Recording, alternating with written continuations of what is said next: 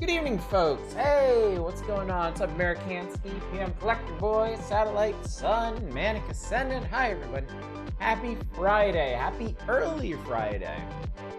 We ended up eating dinner early tonight, and then my girls ran off to play and do stuff, and my wife crawled into bed, so I was like, well, might as well. I got, as you can see here, I got 9 games on tap for Variety Night tonight, so figure the more time we have, the more opportunity I'll have to get through all of them, if at all possible. So, and I figured y'all probably wouldn't complain. You seemed pretty happy on Wednesday when we started 2 hours early. So, cheers, everybody. Happy Friday, happy end of the work week for people who have normal ass work weeks. And how fortunate you are. I'm doing good. I actually had a day off today, but I spent it busy. Had lots of job searchy and other things to do. I didn't even play anything today. Come to think of it, I had so many things I wanted to take care of. I didn't actually get to playing anything myself. one of the reasons I've been so looking forward to doing this tonight, I think. So I developed a morbid do-or-die attitude towards Windows updates. I go ahead and do it because I either spend the rest of my time delaying it or I figure it's going to fuck something up, then oh well. Just rip the band-aid off, right? Good evening, Bollywood. Good to see you keep running Windows 10. No updates for you. I wonder if we're ever going to have, like, a big backlash against updates. Like, updates so frequently just break all the things that you want them to do.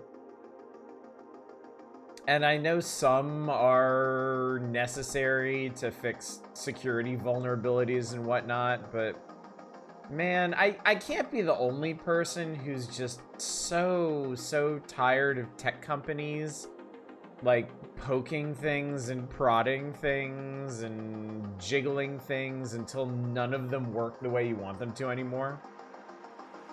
Mad as hell and I won't take it anymore regarding early streams. Well, too bad, Zem. As long as I'm working early shifts, I have all the reasons in the world to pull early streams. So, and most nights I can't do this. Like tomorrow night, I can't do this because my girls get back late in the evening and we tend to have late dinners. So, but yeah, as long as I'm working 6 a.m. to 2 p.m., I'm gonna do early streams as often as I can. If for no other reason than it affords me a more comfortable avenue to end streams early so I can get more sleep. Sorry, it's cold here. My nose is a little runny. But yeah, it's good to see. It's good to see everybody. Glad you're all here. Glad you can join me for this night of various gaming. Discovered Altered Alma has a teeny bit of a good side to it. Yeah, I thought it was gonna be a standard Metroidvania.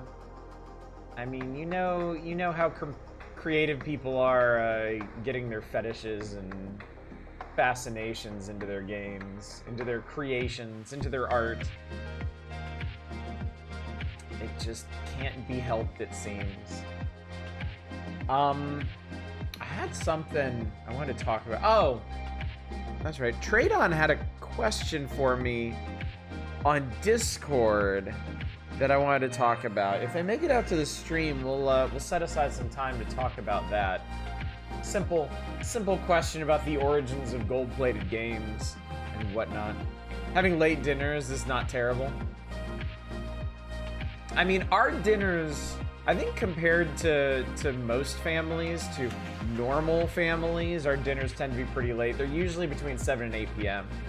And then my girls, we try to get the kids in bed, I mean, these days by like 10. And I know my younger daughter has friends that are like, have like hardcore strict bedtimes at like 8 or something. And she's like, what? We're pretty flexible on bedtimes. Cause I mean, your body tells you when you're tired, you know? I've actually discovered being a bit more laissez-faire with my kids about bedtimes. They actually won't stay up that late because they get tired. They do things. As long as your kids are doing things, they will get tired when they should get tired. Because they gotta get up in the morning. Does it though? Look, I am coming at this from the perspective of an ex-vampire. I absolutely had a nocturnal existence during college when I could get away with it. I would stay up until I saw the sunbeams creeping in through the window and then go to bed until like the mid-afternoon. As I've gotten older, my body has kind of settled into a more, you know, human rhythm. And as I've become more active, as like certainly after starting jogging, but definitely after starting at the store, I can't keep odd hours anymore. I just collapse after streams. So, and my girls are very active. My girls do a lot of physical activity. so they don't actually have the steam to stay up super late. I think my problem is my body wants to be on a 24-hour cycle. My late dinners are like 11. That's pretty late, to be fair. Cannot relate at all. I also have not seen the sun for almost 3 months. Whoosh. Do you hiss at the sunbeams? Yes. Yes, Mine is okay still. Fuck yeah, I tend to go to bed at 1:30 to 2:30ish. I mean, yeah, that's fairly normal for me when I'm living a more sedentary lifestyle and I have the leftover energy to do it.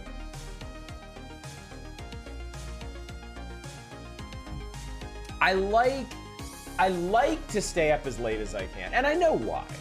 I know why. It's because the later you stay up, the less there is going on in the rest of the world, and the fewer things that can hurt you, you know?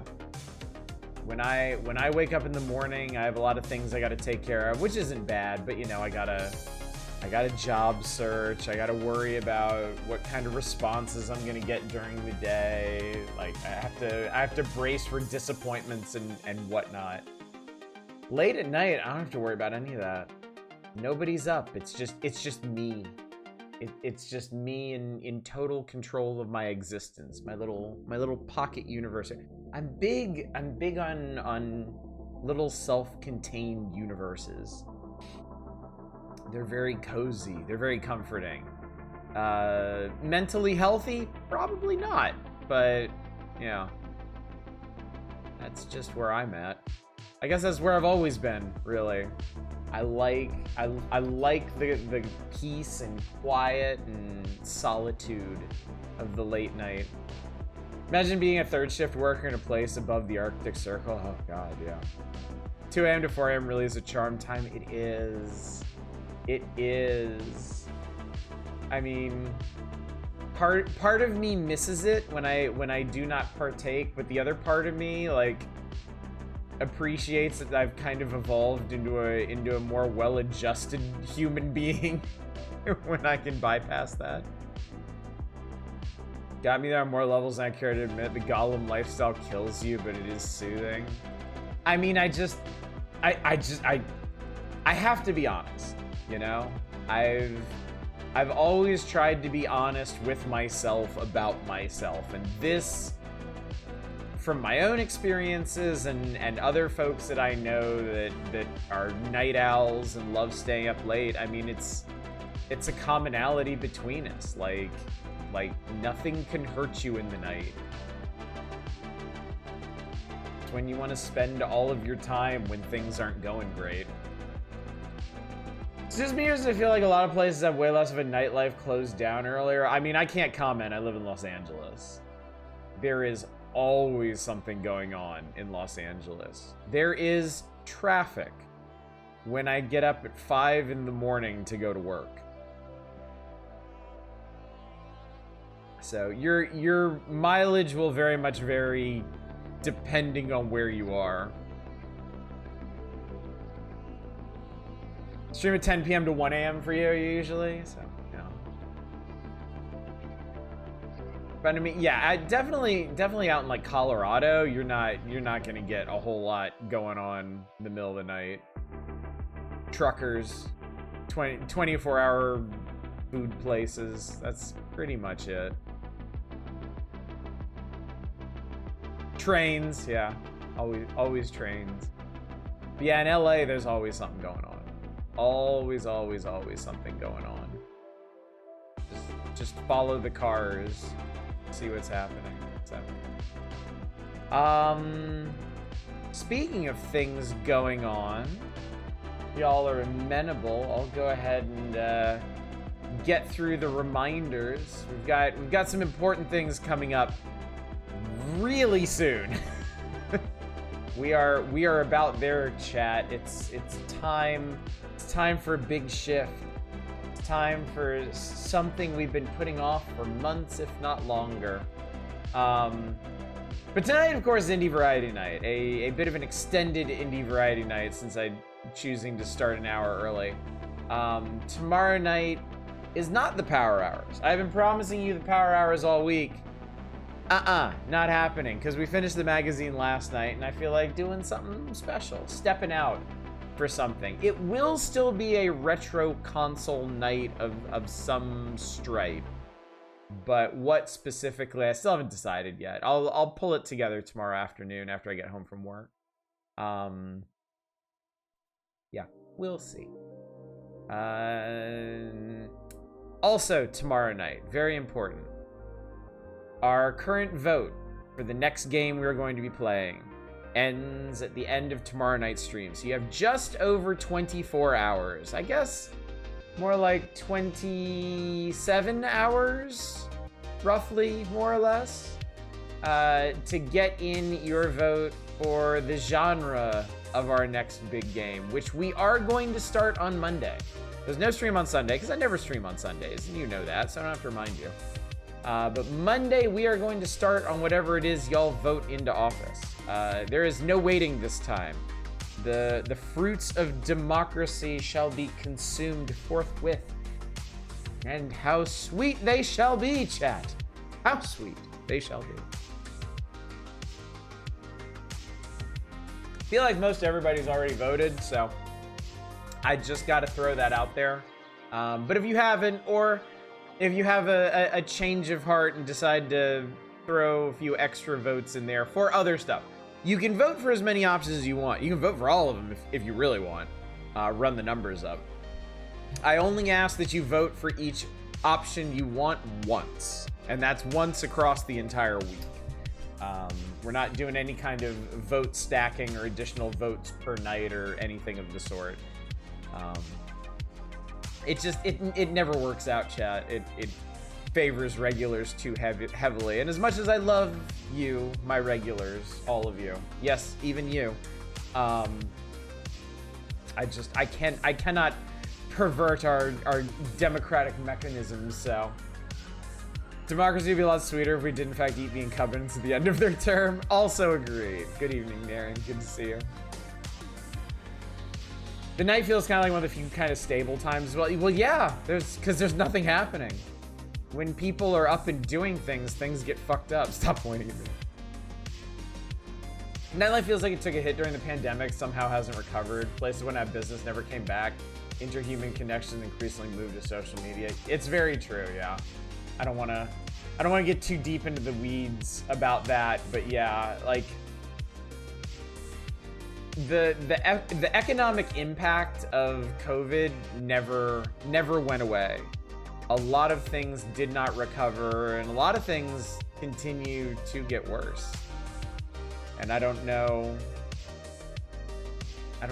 if or when they'll ever pull up from that, but I don't want to think about that right now. I got video games to play. And oh boy, I would like to remain focused on that. So but yeah, I gotta say, as we approach, I am so excited for Monday. Whatever we end up playing on Monday, I am really jazzed about. And I'm gonna be sure to reserve some time at the end of tomorrow night's stream to talk about it. So you won't, I don't plan on being coy about this one. I don't plan on surprising y'all on Monday. I will tell you what we're playing tomorrow night after I settle up the vote. And before you somehow roll Pathologic too. Things gone too soon. Blockbuster Video, Toys R Us, 24-hour Walmarts. All true. All true. Remember out participating in the nightlife, we wouldn't be watching your stream. I mean, also true, really. I guess I should be thankful for that, right? The times, they are a changin', chat. Nothing stays static forever. The best we can hope for is to make something acceptable, maybe even something enjoyable out of the bones of the old. But yeah. Anyway, chat. Video games. This is what I have cobbled together. Well, I shouldn't say cobbled together, really. This is what I have cultivated since we last did an indie variety night, which is only like a few weeks ago. developers have been very, very kind and very, very outgoing with me, offering me keys for things. Hot take, I don't care for Bob Dylan. I don't think I could name a Bob Dylan song if you put a gun to my head. It's a name I've always known, but it doesn't connect to anything for me. Some people saying a bar count is watching Oddish. That would be amazing. Oddish wants us to grind old people bones and make her... No! Naren, no. I don't want you to grind old people bones. I want you to grind rich people bones. This is an important distinction. Please, please, please strip the rich for their bones and succulent marrow. I like him as a songwriter. I tend to prefer other singers performing his songs. Came in to talk to Osh talking about grind. Not my bone. The bones of the rich. Please. Please. Rend the flesh from their frames.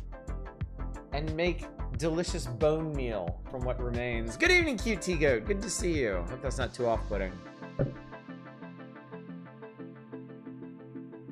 I don't care if I off-put Eva, but everybody else, I want to make sure we're on the same page here. Bone. Gambonanza, it's time for Oddish to learn back. Wouldn't that be funny? Thoughts I too that I watched that Bob Dylan biopic, realized I knew every single one of his songs. I just didn't know they were his. Yeah, that's probably the case. I'm pretty culturally illiterate when it comes to music. Rend, slaughter, devour your billionaires. There's no other way to survive. Truly. Truly. Viscera Fest is half off and look fun, so you might get it. Yeah, I don't think I'm going to be picking up anything else for a while. There's certainly things I want to get. Shapes 2 goes on sale all the time, and I know I would really enjoy it. But I can't bring myself to put down money for it because I'm already playing Star Rupture, and I tend to be too big. Like, again, today was my day off, and I didn't have time to play anything. I had too many other things going on. So, I'm gonna try to be frugal. I'm gonna try to hold back on non-streamy things. Now, if it's something I can stream, I'll spend the money on it. I mean, it's all the funds that y'all have so generously contributed to our cause, chat. I only buy games and gaming accessories out of my stream money, the GPG slush fund, and I'm trying to be as responsible with it as I possibly can be. Tonight on Bottom Gear, Shadows navigates about navel gaze about 24-hour Walmarts. Oddish bones the rich, and we attempt to kill democracy. We punch that producer. Good evening, Austin Spafford. Deadcore. We're actually gonna start with Deadcore. This is basically the order I'm gonna go through things in tonight. This is a remaster. Yes. The Deadcore devs actually reached out to me directly, letting me know that they had remastered their game and wanted to get it in front of as many eyes as possible, so I graciously accepted. So yeah, tonight we're going to be looking at Deadcore Redux.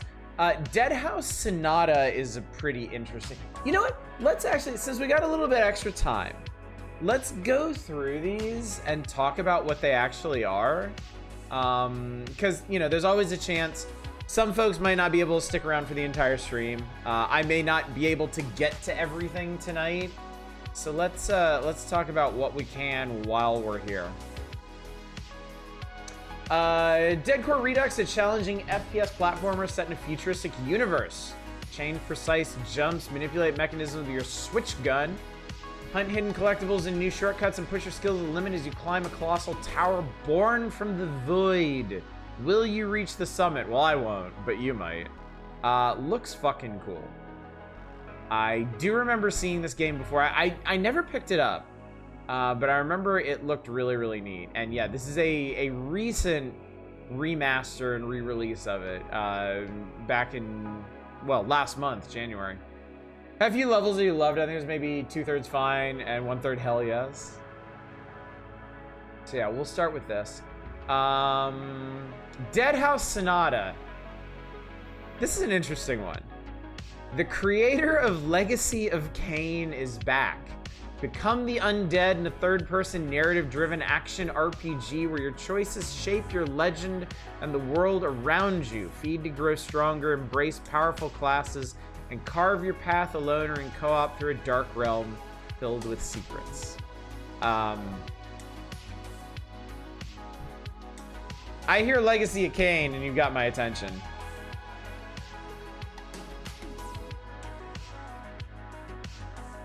Is it basically an entire game of that Titanfall 2 tutorial obstacle course? Seems like it might be, yeah.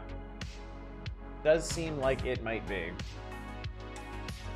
I don't know a whole lot more about this one other than what's on the page, but yeah, 2 new Kain games. Official and unofficial, I guess.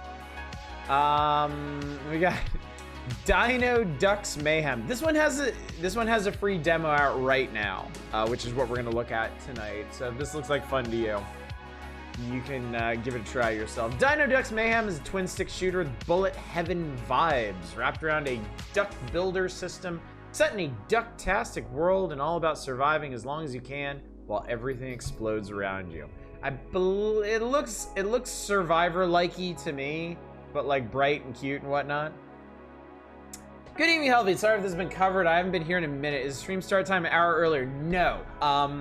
What is going on these days is that my current work schedule has me starting at 6 a.m. Every day that I work now, I start at 6 a.m. and I work until 2 p.m., which means I got to get up at 5 a.m., which means it is really hard for me to stay up late at night now. Which also means there is nothing stopping me from starting streams at my normal time or on certain nights from starting earlier. So when I can start earlier, I will. I will,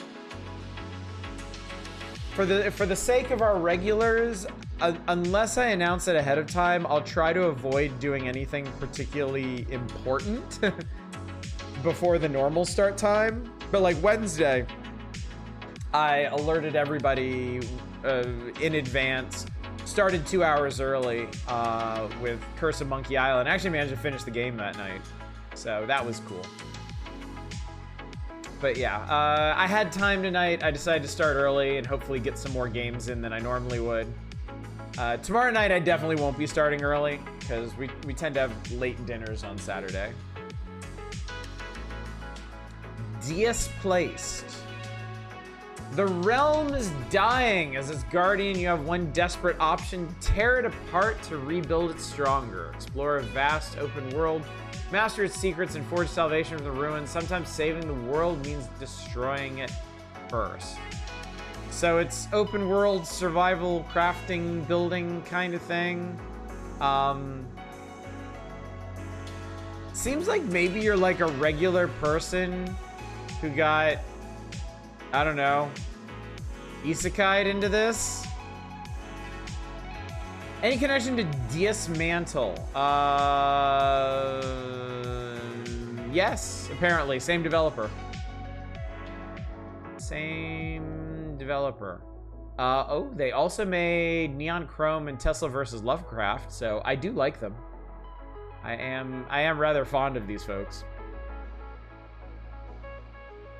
Wonder Rush Curse of Monkey Island also recently got in a sale. Play yourself after many, many years. So I sat out. Smart.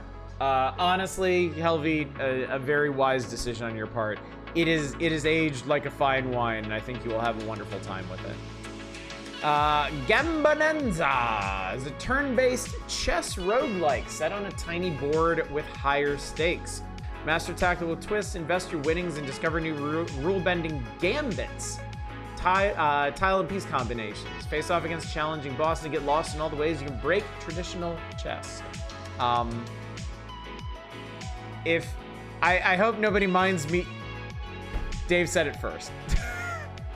Somebody looked at Balatro and was like, what other game can I apply this to? Chess. We'll do chess.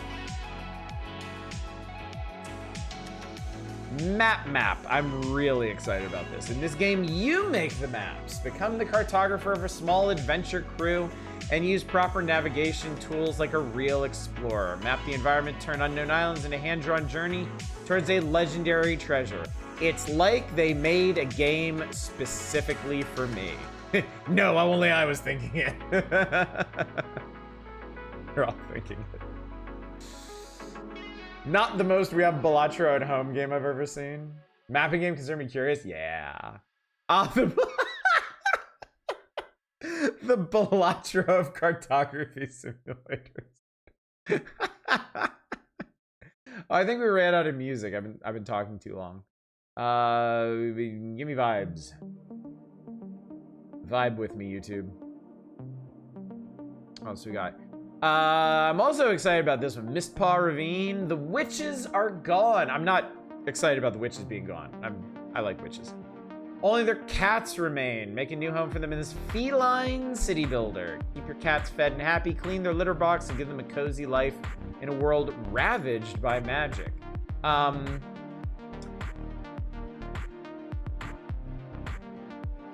I think even the developer kind of described this as a Timberborn-like. But, I mean, adorable cats, really cool color palette and aesthetic. So I'm quite curious to check this one out. Also, it has a demo as well. So feel free to check this one out. Likely not this, I would love a roguelite that's all about making maps to sell to people. That's a brilliant idea. Kind of surprised it doesn't already exist. Frankly. In the game vote thing, what does automation mean? Something like, exactly. Something like factorial or satisfactory. Paperhead. In the cute cardboard world, something went horribly wrong. Use the magic pencil, a good old shotgun, and various other weapons, as well as the strength of your mighty boots, to uncover the dark truth and find out why would cardboard bleed.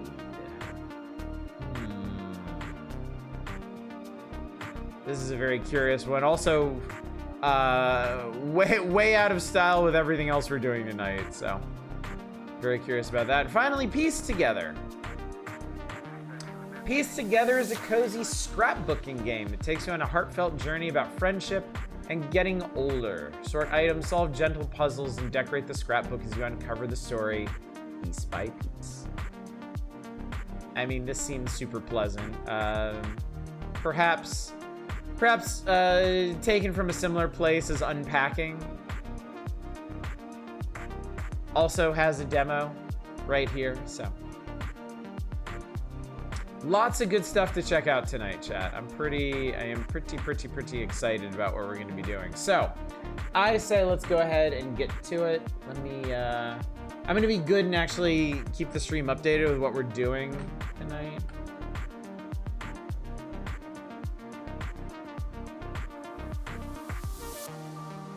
So let's check out some Deadcore, shall we?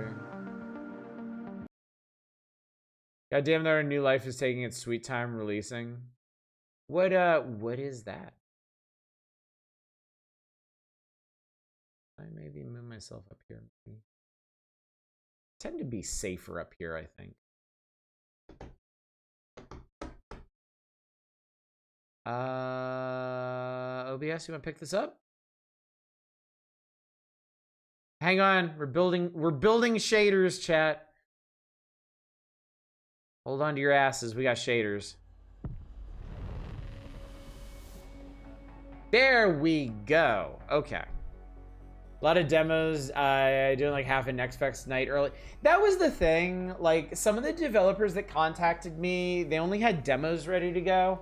I specifically overlooked some of the ones that were talking about, hey, we got Next Fest demos coming, and I tried to lean more into the ones that didn't already had stuff in the works. So, because yeah, next week is going to be a Next Fest demo week. Along with starting our brand new game on Monday, I'm gonna be taking submissions for the Next Fest demo wheel on Friday. So, gonna be good. All right, main cycle. The Fall. Skills. I don't know what any of this is. Let's start. I'm sure it'll be fine. I'm sure everything will be fine.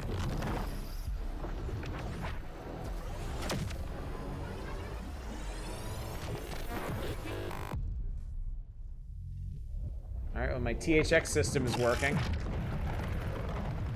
Oh, that's gonna hurt.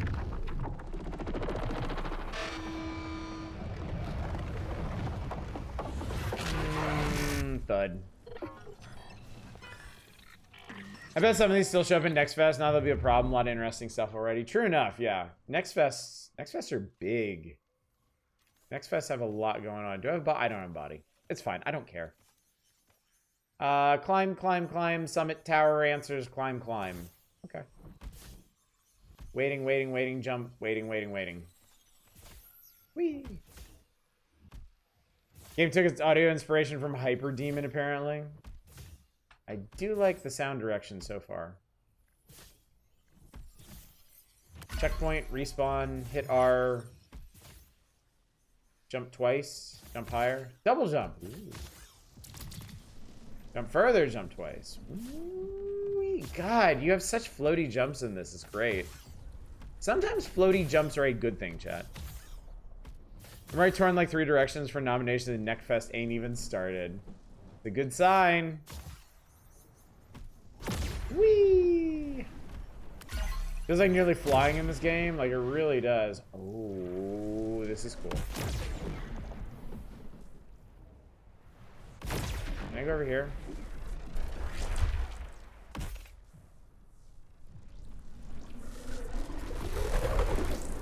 I think the answer is yes, but why? At least I can get back.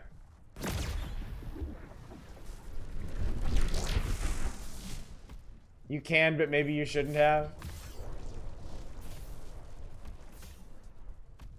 I mean, pretty cool if you've got like a tower scaling parkour game that just kind of lets you do whatever you want and is hopefully designed with that in mind.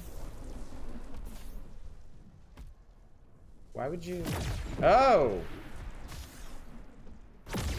Well, that was rude. Oh, they're trying. Oh. Well, game over. I tried, chat.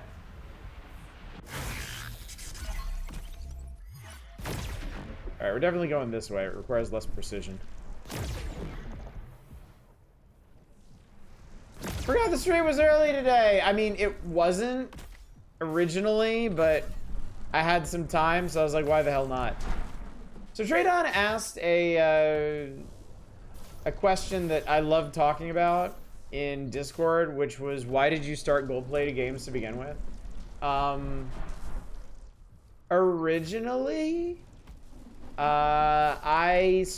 gold-plated games originally started as video game reviews on Something Awful. I had a ridiculous backlog of games like everybody else in the game forums on Something Awful. And I wanted a good excuse to go through them, so I decided to start reviewing the games that I was playing. And people seemed to like my reviews, so I started doing more and more of them and doing review series and stuff. And when I had enough of them, I thought I should organize a Steam curation page, and I decided to name it Gold Plated Games. So it started as a curation page. I eventually made a website out of it, and then oh well, okay, I kind of fucked that, didn't I? Yeah, I'm from Something Awful. I've been on Something Awful since like Christ, 2002 maybe. A lot of the folks around here are from Something Awful.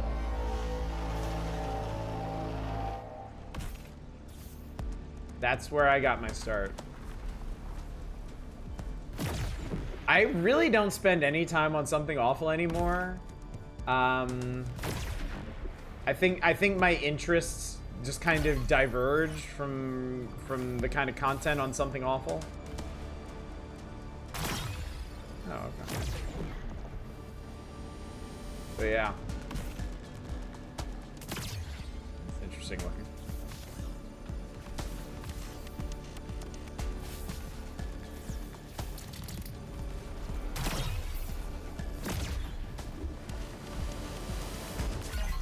I think I just got teleported.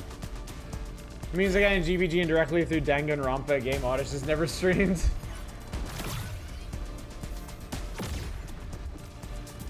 Okay, well, this is interesting.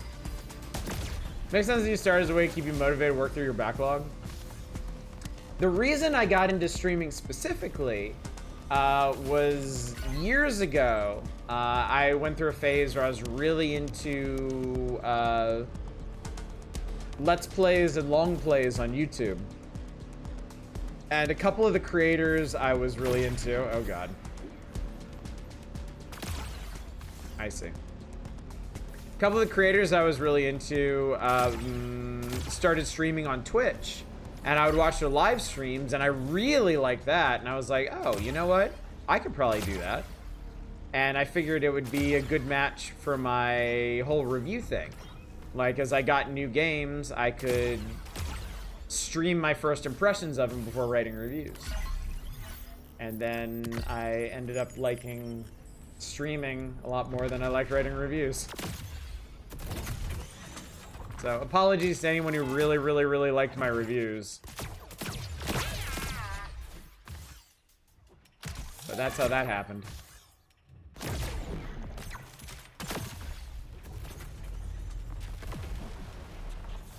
This looks like something.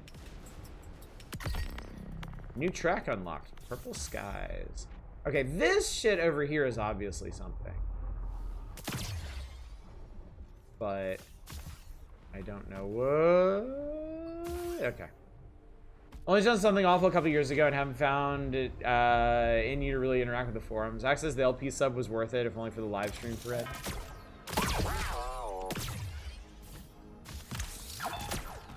I was on Something Awful for a long, long time before I started posting. And then I became a games forum, and in particular Steam thread regular for many, many years. And then eventually just kind of moved. I really moved away from it when I started streaming. I think part of it honestly was once I had my own community, I was kind of less inclined to spend a whole lot of time on Something Awful. Oh shit.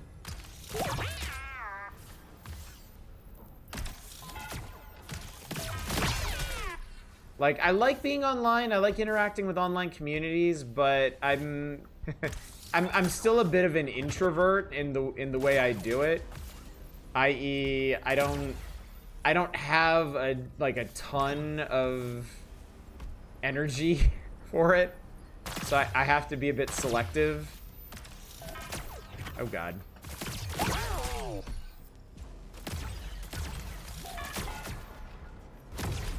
Like these bloopy turrets. I love the sound direction in this game. Like, everything sounds so rich. Something Awful feels intimidating, very inside jokey, and somewhat walled off. I mean, it's such a legacy forum. It's been around for so long.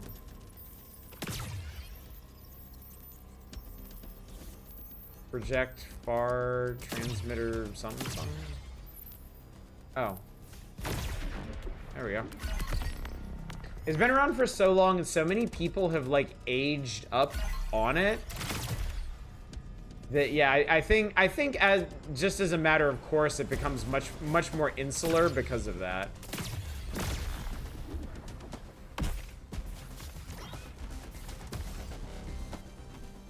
This looks like cloud built by way of Tron. I think that's basically the concept. It is very Tron-y, isn't it?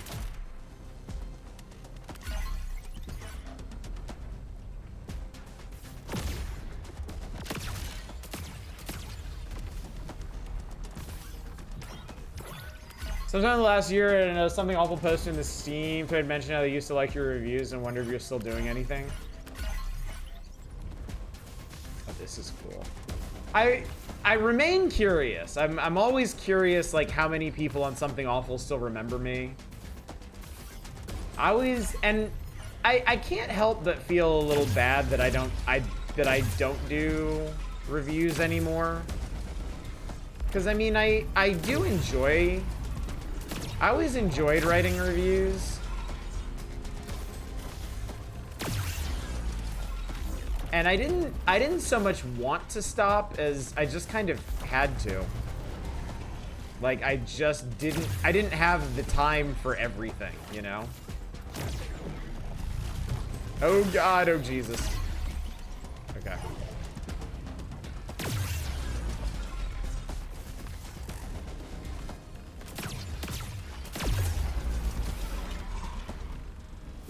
Being that well established makes something awful so hard for an introvert to actively engage with it. Yeah. I think if you really want to, and I mean, you certainly don't necessarily have to. But, oh fuck! Oh God! Ah! Well, I almost had that. I feel like they moved stuff to appear earlier. Told them your stream schedule and Twitch channel. I don't know who they were if they ever came by though. Might be a lurker. Or, you know, I mean, there's a fair number of people who just don't really fuck with streams. Like, it's not their thing. I mean, there were certainly a number of people who enjoyed my my reviews, but never came by for my streams because they liked written reviews and they didn't really like watching streaming content, and that's fine. They are wildly different things. Love dealing with those rotating cylinders. I could have sworn they showed up later. They're pretty neat obstacles. Oh good, I did hit that. Okay. Get up there.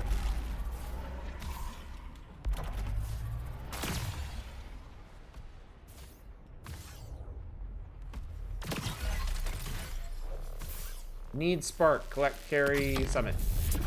Spark unlock the rim. Ah, that's what these are. That's going on.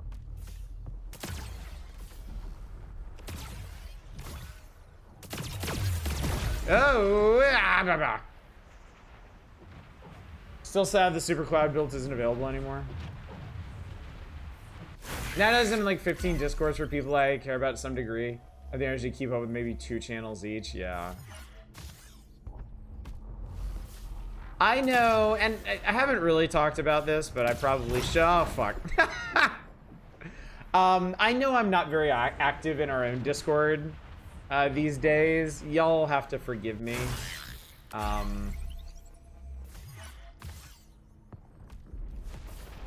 Just another product of circumstance, and I imagine y'all can probably understand. Ow. Love dealing, yeah. I did love dealing with these rotating cylinders. Does this game have a gun jump? Does it? No, the gun doesn't seem to propel you in any way. Oh, you can aim. I mean, that's cool, but that will definitely get me killed. There we go.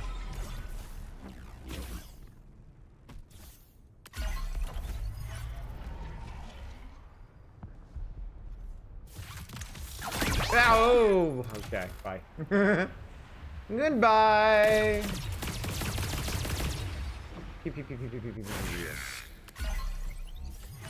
This is fun.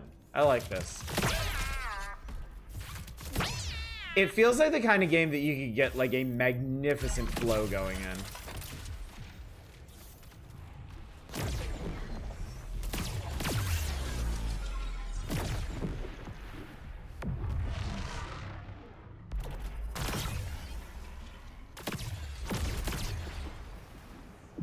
Woo!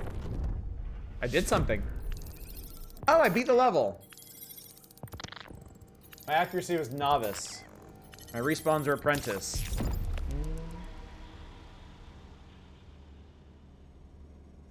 C for chump. Or champ. Who can say, really? Enjoyed aiming for part-times on some levels, and hell, even just surviving some sections was a rush. So that was the fall. Oh, okay. So... Okay, so there are a bunch of collectibles squirreled away in these levels. Looks like there were 12 here, and I got 5 of them. C still passes, it's true.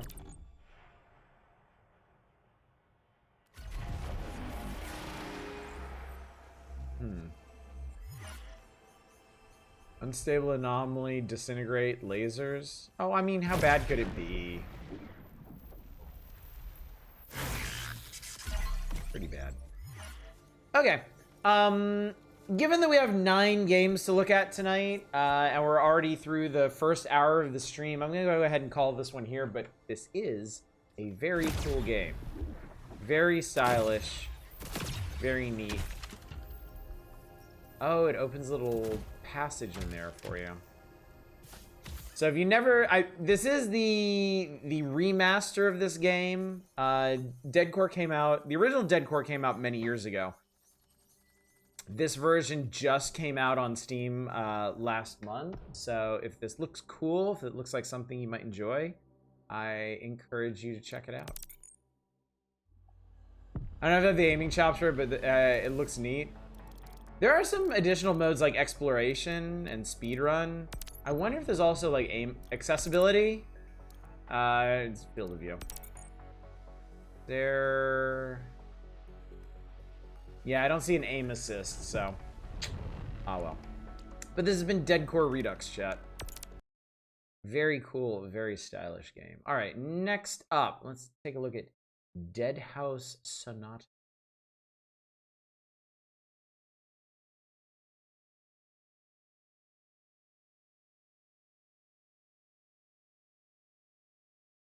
Unfortunately, when I ask for aiming, gets intense as it goes on. Yeah, can't say I'm surprised,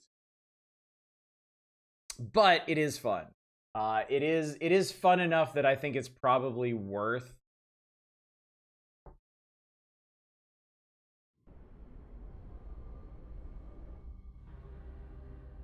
Hang on a sec.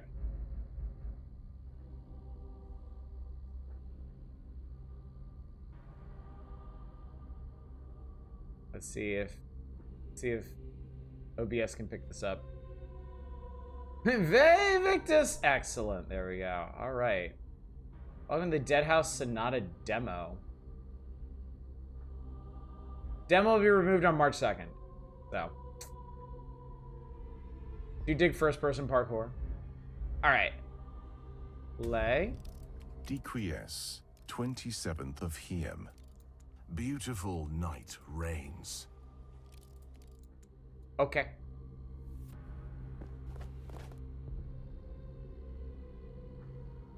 Well, we're appropriately vampy. I can hit things. We got a map table, an open map. I can do a lot of things right now. I've discovered a chronicle.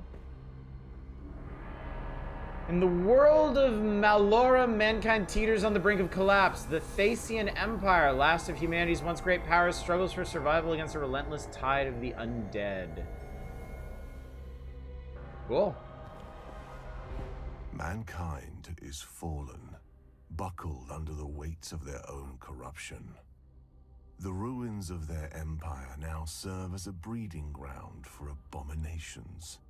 These creatures spill forth as a hideous mass of bloated bodies and mutated limbs in service to the Ancient of Dreams, in enmity to the Ancient of Death.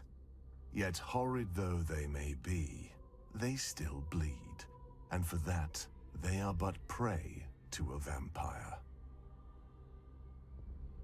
So I thought this was a fantasy game. Yeah, right, Bulwark? I didn't realize this would be so grounded. Got the Blood Sanctum Regiment. More chronicles. These are all my chronicles. 3rd of Oct, in the year 218 after Dead House.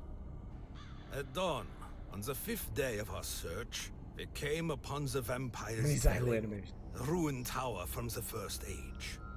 12 of us stormed the lookout, rode down the mindless thralls that sought to warn their master. The knights wished to bring... Alright, I'm afraid I'm not going to sit here and listen to all that, but it is cool they got a whole lot of lore here to enjoy. Went totally sick Dead House on the streets. tarot table. In your travels, you will come across mystical tarot cards of major and minor arcana. Okay. Bring them here to unlock their great power.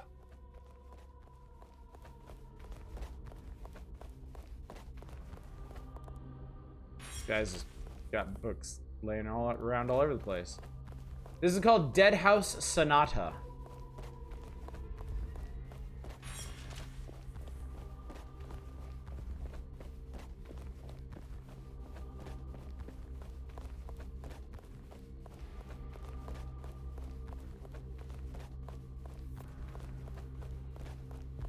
I don't think this is where I'm supposed to be going. I guess I need to go back to the map table. What's up, our Dominic? Good to see you tonight. Hope you're doing well.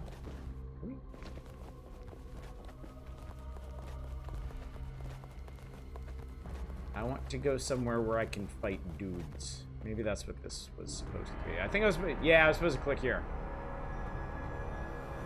Available quest, Hymn of the Red Lady, awakened from long slumber, find your kingdom of ruin, explore the ancient catacombs. Yes. Let's do it. Your sigils for the sojourn.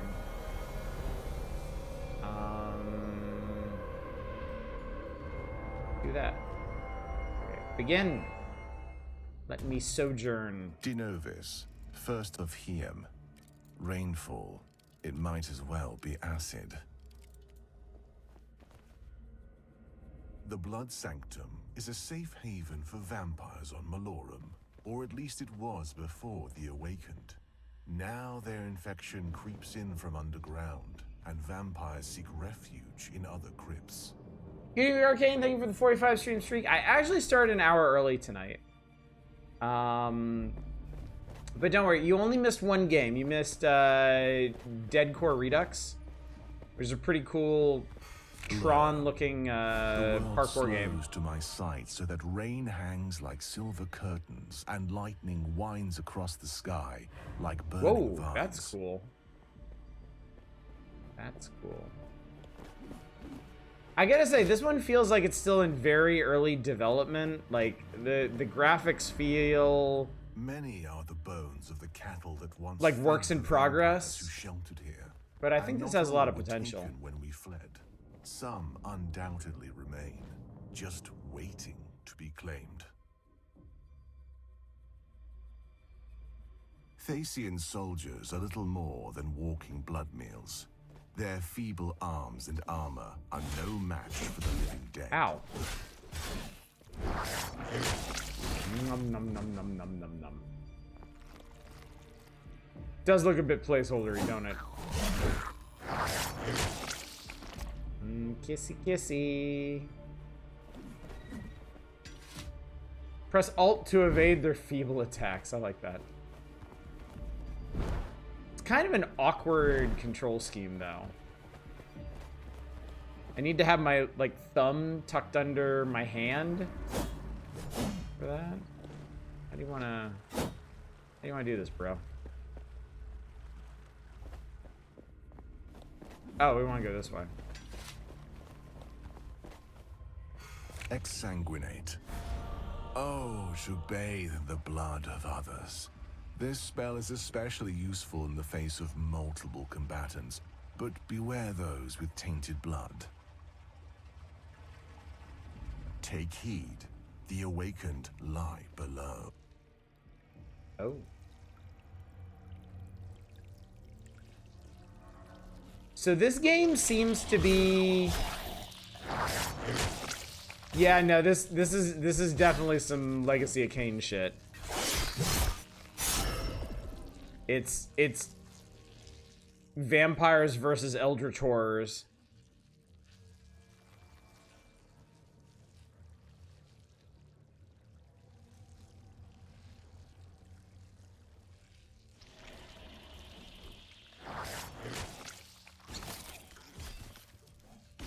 I'm not sure what's going on here.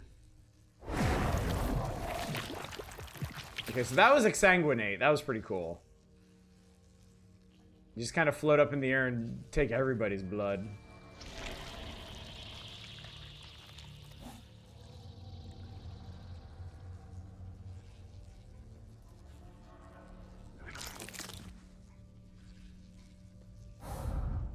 Yeah, they're, yeah, this is all very much a work in progress. Okay, those are not feeble attacks. Ow.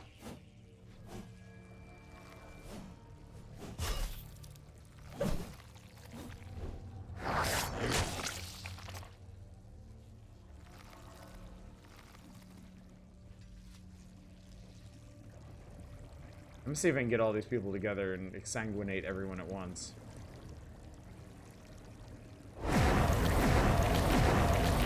There we go. That was pretty sweet.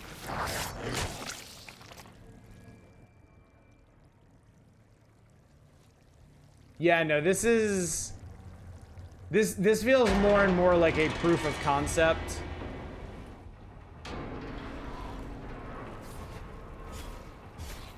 This needs a lot of work.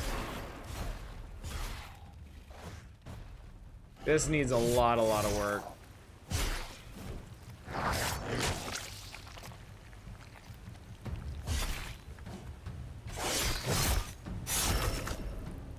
I mean, it's got some solid animations. I think the character designs are getting there. But yeah, even just like the lighting in here. Like it seems pretty obvious to me that there's a lot missing.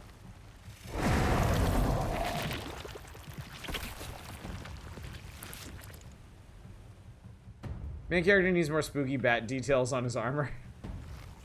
Not batty enough.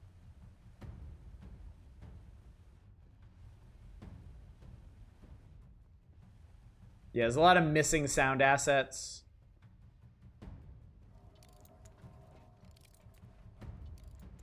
I don't even know what the hell this thing is. The celestial calendar. Travel to corpse hold. Denovis, first of Hiem. Though snow is made of water, it does not harm vampires like the rain. Didn't know that. Alright. I think this will do for a quick look at this game. Promising. I do want to say it's promising, and you can... I mean, the Legacy of Kain vibes are absolutely undeniable here. There's some very, very similar themes running in this one, but... definitely needs some work to smooth out all the rough edges. I'm gonna keep an eye on it though. This could very well shape up into something really neat. All right. Hang on a sec while it decides it's done.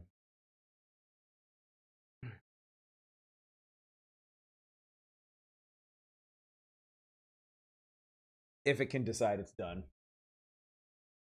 No guarantees.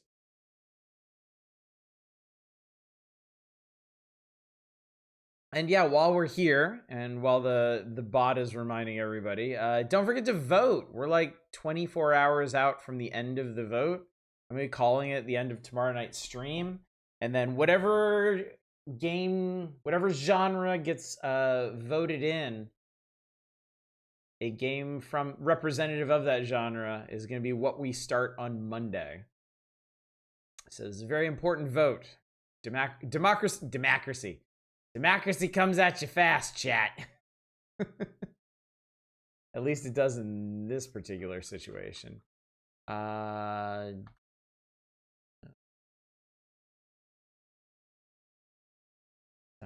Ducks Mayhem. Curious name for this one. I'm not sure I know what a Dino Duck is, frankly. From Duckosaurus Games, so I guess it's thematic. In any event.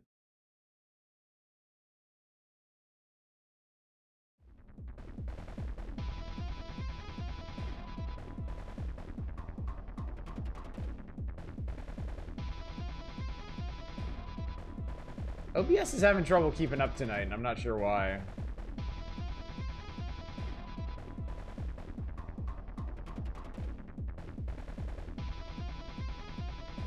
Maybe indie games give it some trouble. I might just have to like capture this. There we go. That way you can at least see it. All right, Dino Ducks Mayhem. Let's mayhem in the Arctic. Hello there, soldier. Welcome to the character select. Here you can choose the main character you play with. Each have different stats and a special ability. Different characters take different weapons and items into battle. You'll be able to buy these in the shop during the run. Each character also has different recipes. Get the right ingredients and be able to craft powerful weapons. Yeah, Survivor-like. Nice that they tell you everything up front. So there's Quack the Builder. Bunch of tools and stuff here. Things to mash together to make other things. Try the Denver Double Dungeon. It's a delightful clay aesthetic tactical fantasy game. That sounds cool. Chunkiest, stodgiest duck designs you've ever seen. Dynamite! Enemy go boom. I think these are, yeah, completely different set of abilities. So let's maybe try both of them. This is the Duckling select. Here you select your Duckling sidekicks. Each Duckling, like the main character, have different stats. And different Ducklings also take different weapons, items, and recipes in the battle. But again, don't worry about it too much. Select 2 Ducklings for now. Ah. So there's Demo Minion and Indy. We named the duck Indiana.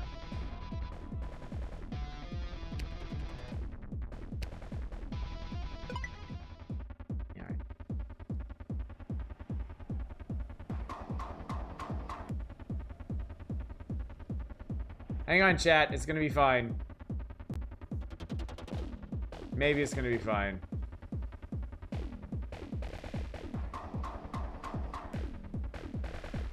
Maybe it's gonna be okay. Mizroy, thank you so much for the raid. There we go. Okay, yeah, that was the scariest loading cycle any game has ever had on one of these streams. Hello, soldier. Ready to be deployed in a battle? Let me run you through the basics first. To move around, whilst aim, mouse, or you attack automatically. Maybe I should do this with controller. Ducklings and movement aim automatically with weapons, pick up stuff for you. Okay.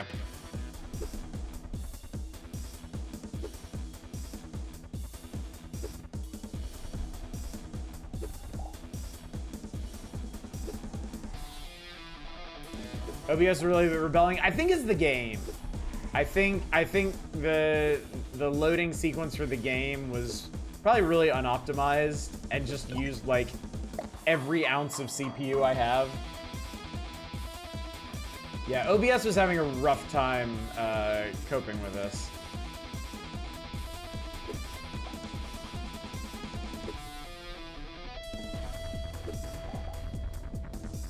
They're missing a little bit of impact here.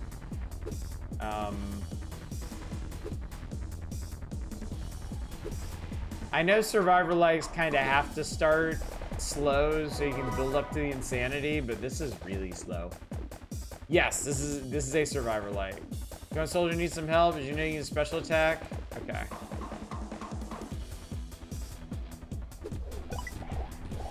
Okay, cool.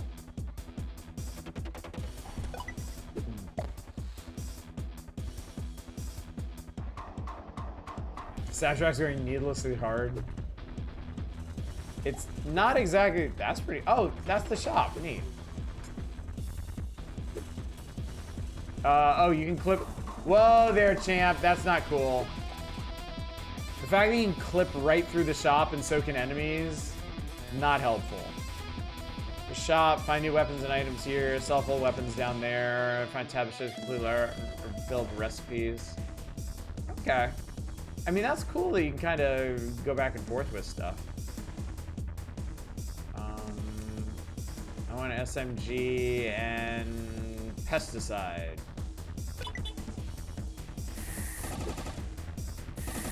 The Red Galactic Survivor is really good for some reason.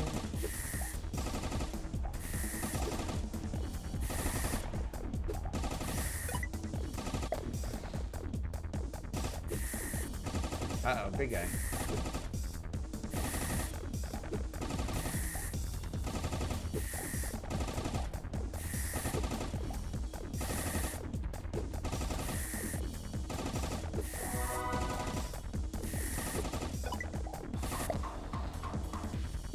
Not opposed to this, seems cute. It's just a little uneven, I think. Like, you know, the music's solid, right? The sound effects, not so much. It's got a little bit of clunk to it. Oh. Wait a minute, those are rare shards. This can be used to craft new weapons and upgradable weapons in the forge. Very useful. Not used to seeing survivor likes in 3D. Well, there's those garbage ones we played for Curator Connect Again. The zombie ones. Ballack's Pit is also ridiculously good. Found the health fountain. Magic fountain heals you as long as you stay within this reach. Gav's reach will need to recharge. Okay. So obviously I should just stay here forever. Although the shop did come back, so.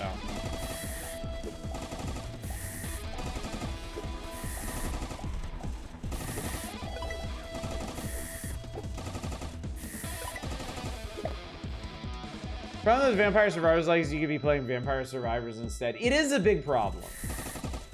It is undoubtedly a big problem. It makes me feel bad for other Survivor likes, frankly. Oh, interesting. You actually double up on weapons.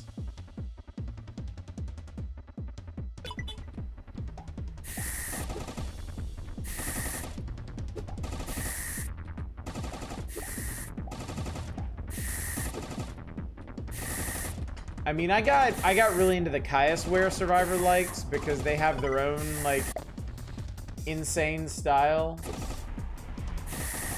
And plenty to do in them. But yeah, Vampire Survivors is just it's such an incredible game. Like, there is so much to it. There's so much content being added to it. Is that done? Yes, it is.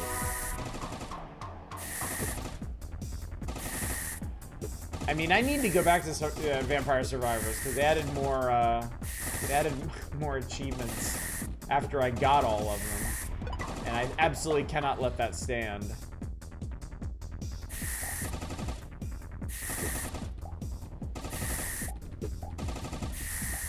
Oh, I just noticed the timeline at the top.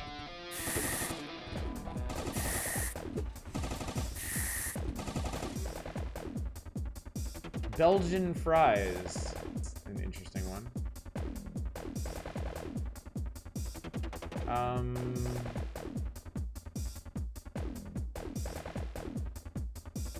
Let's see recipes here.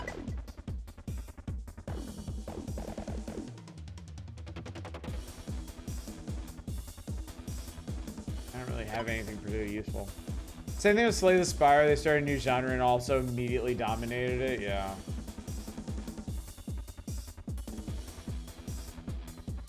What's the button to... Ah, fuck. I was like, what's the button to sell? Interface definitely needs some work.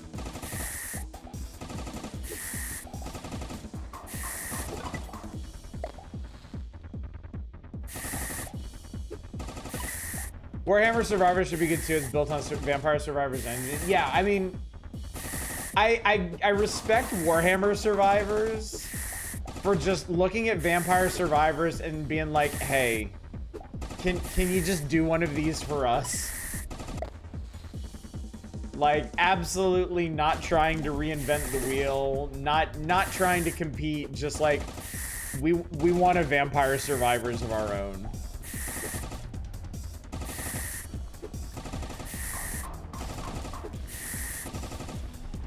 This thing has no teeth, which is a funny thing to say about a game about ducks. You're absolutely right. You are absolutely right, though. Warhammer games are really good these days, yeah. Games Workshop really opened things up to its licensees, and it's a good thing they did. I mean, I wouldn't be as into Warhammer now as I am if not for Rogue Trader. Rogue Trader really turned me on to the entire setting.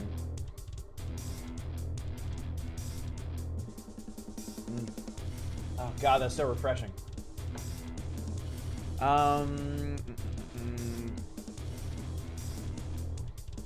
Can upgrade weapons. Okay, that's cool. Yeah, I know. This is where you upgrade. Yeah, okay. Yeah, okay. I'm gonna upgrade this SMG as much as I... Okay. Upgrade the SMG as much as I could.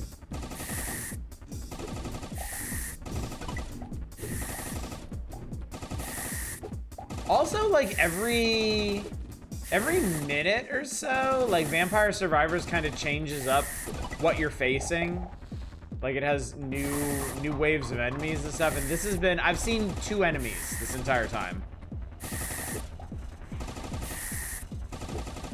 Battlefleet Gothic is fine. Battlefleet Gothic would be fine if I could play it again.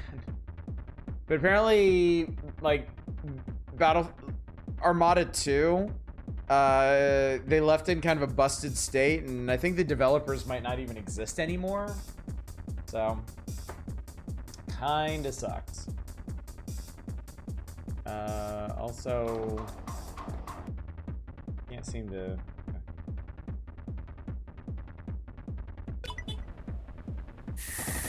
Armada 1 is busted, sadly. Well, apparently both the Armada games are busted then. I certainly wouldn't mind replaying Armada 2. Like, I got really into that game when I first got it, but, yeah. Oh, well.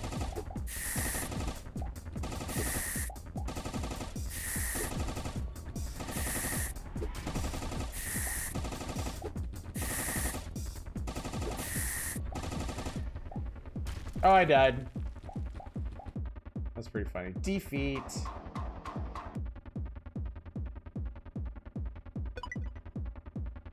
Thank you for playing.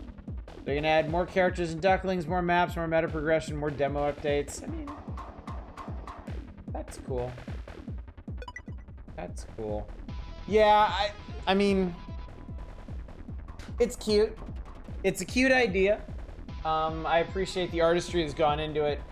It's just not hitting for me. I gotta be completely honest.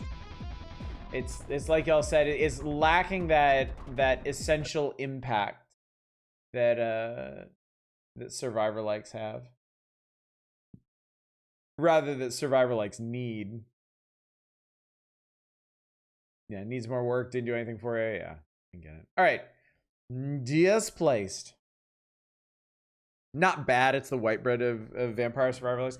And I feel really bad for the games that fall in that middle area, you know?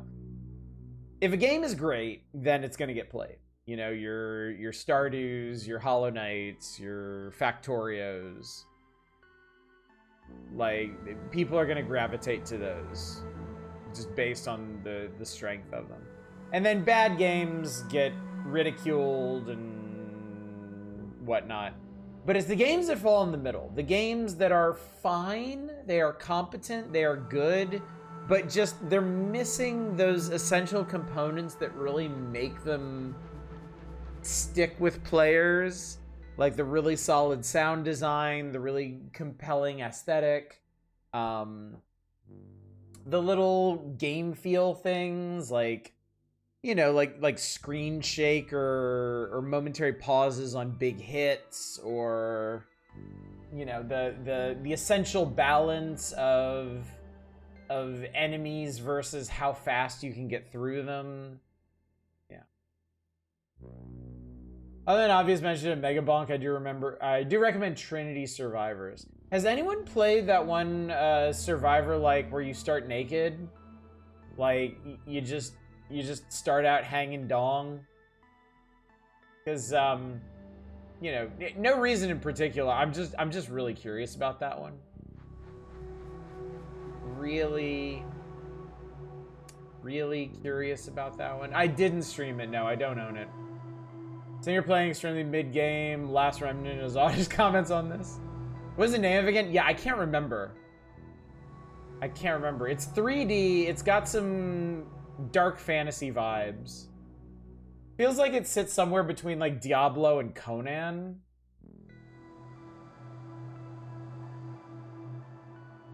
Interested enough to pick it up, or you buy curious? I've never heard of it. Somebody help me out here. Somebody knows what this is. Somebody knows what I'm talking about. Don't be shy. Admit it.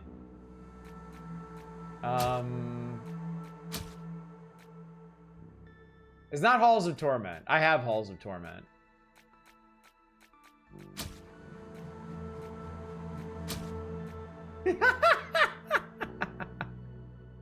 Yeah, it's not the Conan MMO. That's what made me think of it. Get to see Dong Rav the Bat and play Survivor like, then I buy it.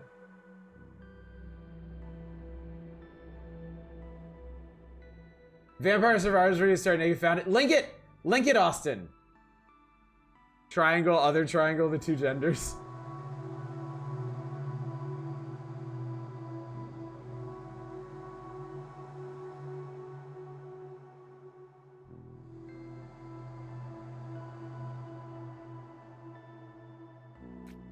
This is fine. We're going with this. Conquest Dark. That's it. Conquest Dark. Oh wait, there's a random button.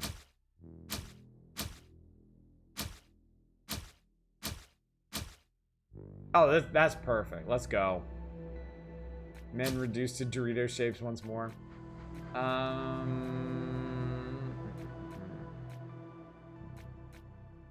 This is all fine. Actually, let's do Fahrenheit. Wow, you can do temperature in Kelvin. Breaking now. The roadway into Bleak Marsh has caved in, creating a hazardous situation. Witnesses describe eerie lights and unusual text-to-voice sounds lady coming from the collapse zone.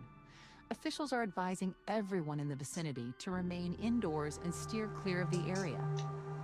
I'm Erica, reporting for local news.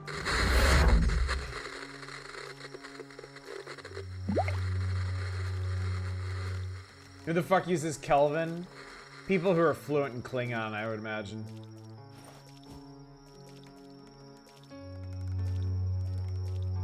This incident has ruined Bleak Marsh.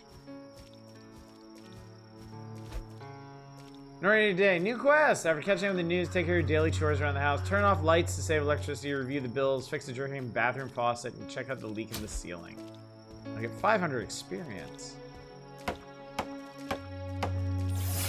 Did it? House turned out to be a real money sink.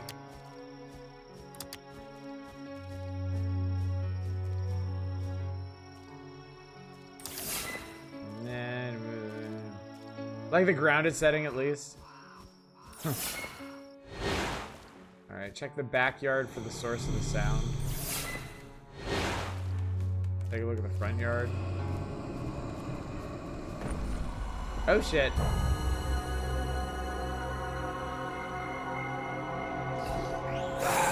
Oh shit.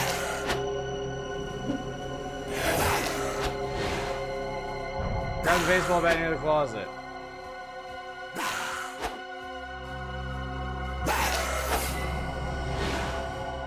Oh, what now? Now we beat ass.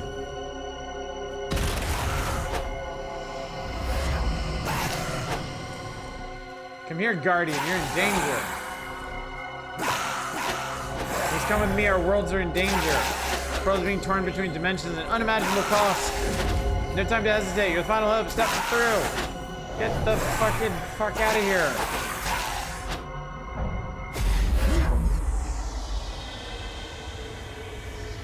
Loud dudes, yeah. The earlier game dismantles a zombie survival crafter of this sort. So I was right, we did get isekai'd. Turn down the volume a little bit. Respawn by death.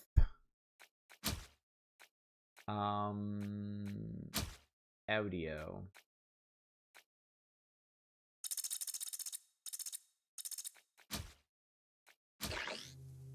Isekai action.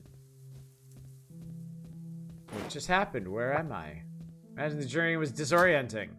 The aid of the Watchers, I brought you here to stand against the eternal threat. The sacred amphoras were drained to reach you with their contents now spent. Kinda hoping it was a zombie horde battler mixed with The Sims. Why isn't there one of those yet? There's no return path, not yet. What was consumed cannot be reclaimed. Follow the path behind me. When darkness is not yet touched, as its end stands a portal. The crystal will grant you passage through. Questions press heavily on your mind. That is to be expected. The others are waiting beyond the portal, and they'll tell you what must be known. Cyan purple crystal. Seems to think of some kind of guardian. I'm starting to regret jumping through the magic portal. Land a strange world carrying 1,000 questions. Back home, a dark, corrupt force struck without warning. I can't face this alone, so there's no choice but to do what the spirit told me to. It's true. Project Zomboid is kind of Simsy.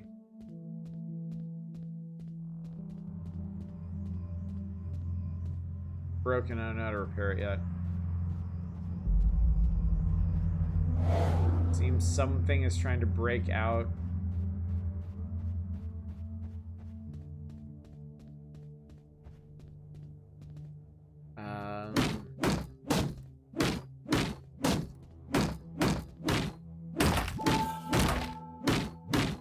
I got wood. Also, I found some items in the game, chat.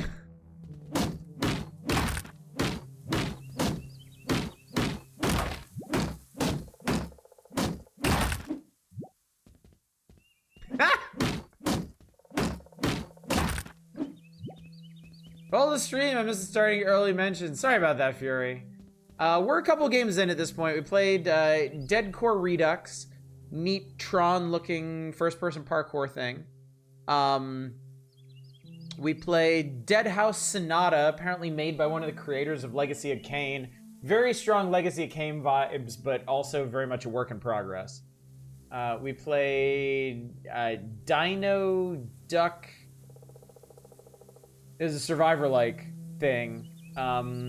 Cute, but lacking in impact. And now we're playing God damn it, we were talking about Dismantle, and now that's all I can think of. Displaced. Displaced. I muted the stream and I got one. Didn't work in progress, I like that.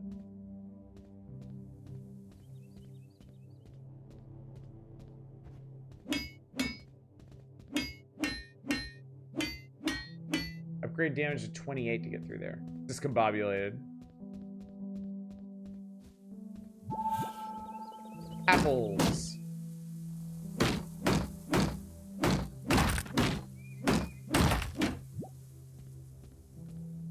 Tab to open up your inventory. That's my inventory. Pajamas. Can I wear them? Hang on.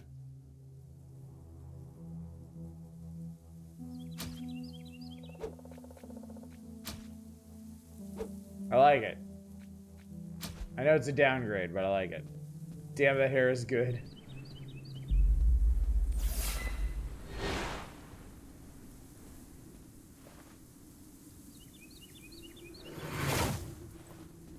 Into the portal. Oh, this place looks like shit. No inside, no watchers, but on the flip side, no monsters either.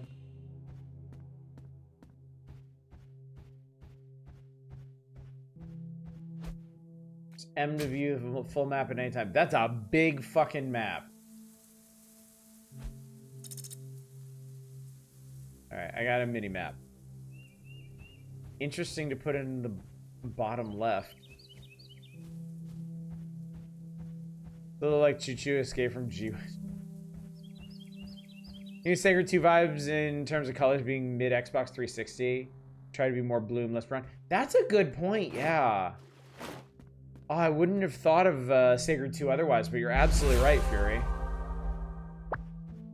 This is not how it was meant to begin. Makes you think of V Rising? I can see that too. You're meant to meet my kin here. The Watchers gathered to receive you. The cult struck before they could prepare. For now, I will be your guide. Your journey has only just begun, and I still believe we can shape this ending together. One of the Watchers endured the attack, a high-ranking one. He was taken or driven off. I cannot yet tell. What matters is he did not fall here. I feel older and wiser. I feel one of those things.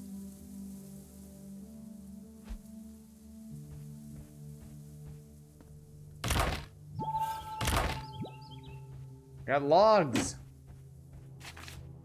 The ritual. Managed to uncover the last working portal of Central Coast and have reached the mythical wellspring. 6 amphoras have been bound to the ritual circle.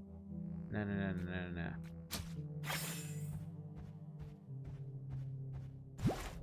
Stash. Ah, the stash. Ah, the stash. Must unlock recipes at a campfire first. Campfire's still a bit warm. Lighting up should... No.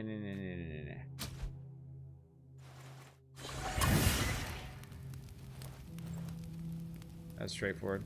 Watching Warlock Diablo 2 gameplay looks fun. I might break being cool rules and give Blizzard money. Hey, it's your call, man. Like I've always said, I'm never gonna give anybody any grief for playing the games they want to play. We all gotta make our own decisions on what we want to engage with. So.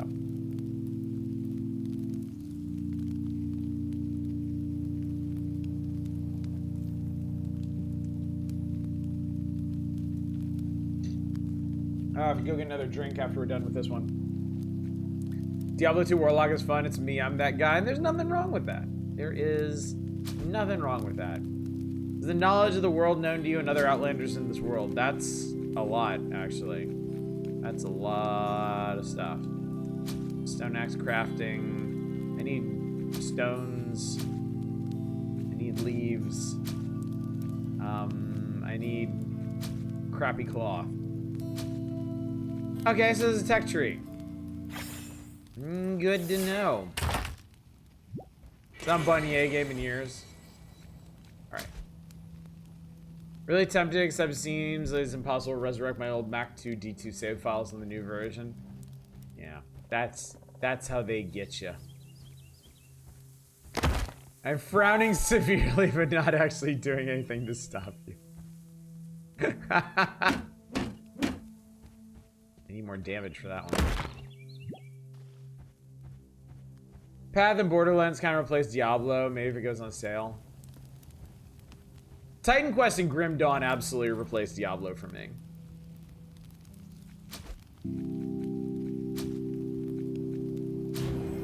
I'm pretty sure I could spend the rest of my life playing Grim Dawn and be perfectly happy. And I mean, I keep poking a bit at Titan Quest 2 as they add more stuff to it, but I haven't even beaten Act 3 yet. That they added like a week or two ago. Think you like Diablo 2 more than Grim Dawn? Again, entirely fair. They got different vibes, different mechanics. Diablo 2 doesn't have a rep system to keep up with. I think that's a point in its favor. I don't know what that is yet. I shouldn't touch it. Bro, you've been isekai. Just stick things in your mouth. I promise it'll work out. Grim Dawn is too confusing for you, but you want to play. I mean, it was for me for a long time. You just got to get in there and try stuff. Like, I'm like some 200 hours into Grim Dawn, and I've only recently started to make sense of certain things. It's been a long road to get here, but I finally feel comfortable making my own builds in that game. Really need to beat Code Vein 2. I'm waiting for that big patch. Does they add a gamepad to Diablo 2? I mean, that's big. That's big. There've been a couple RPGs like Van Helsing that I've only really gotten into because they had controller support. I like to be as zippy and drug-addled and Grim Dawn as my assassin in Diablo 2 was.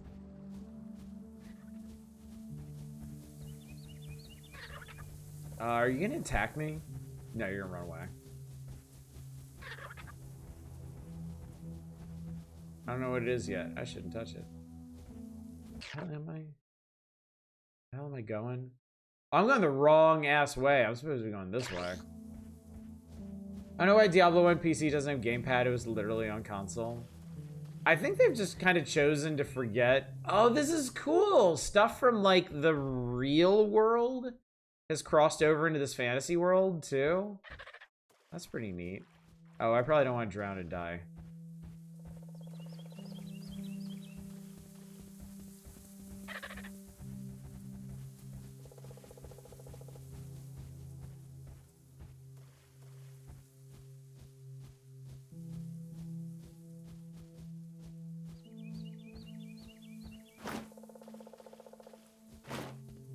Should have Dodo escaped extinction. I don't know. It's eggs. It's eggs, you dumb motherfucker.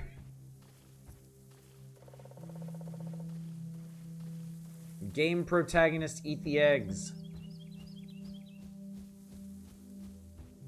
Oh yeah, there's street lamps here. Larger street objects can't be broken without tools. Another heretic. You're the guardian those blaspheming watchers whispered about. No matter, the cult of the bleeding eye has shattered your little circle and taken your precious leader. Rebirth calls me now. Praise the undying gods. Larg. PSX version of Diablo is contracted out, and I don't think Blizzard paid all that much attention to it. Oh, I want a platform over it. Also, good evening, $10. Good to see you. Favorite Diablo 2 class is Javazon so far. Lightning skills are pretty insane. Beat the game once and go to the next difficulty. Even gets start getting the this is good build scratch. I wonder if I would have the patience. I wonder if I would have the patience to get all the way to like Diablo 2 endgame now. Because in RPGs, I generally didn't. For the longest time, I would play through I would play through the normal difficulty, and then that would be it for me. But Grim Dawn, I've actually managed to finish a couple characters. I've beaten all difficulties, all current content with, I think, 3 different characters now. I got them to max level and everything. So I kind of wonder now if I went back to something like Diablo 2, if I'd have more patience for it. My thing with Diablo 2, though, like, your first playthrough, you're unlocking new skills and stuff constantly, and then when you hit the next difficulty, it slows so far down. It just starts to drag, and at that point, you're not even unlocking new things. Like, I think after, like level 30, you don't even unlock any new skills.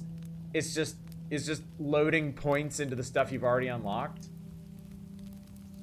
I don't know if I could actually handle that.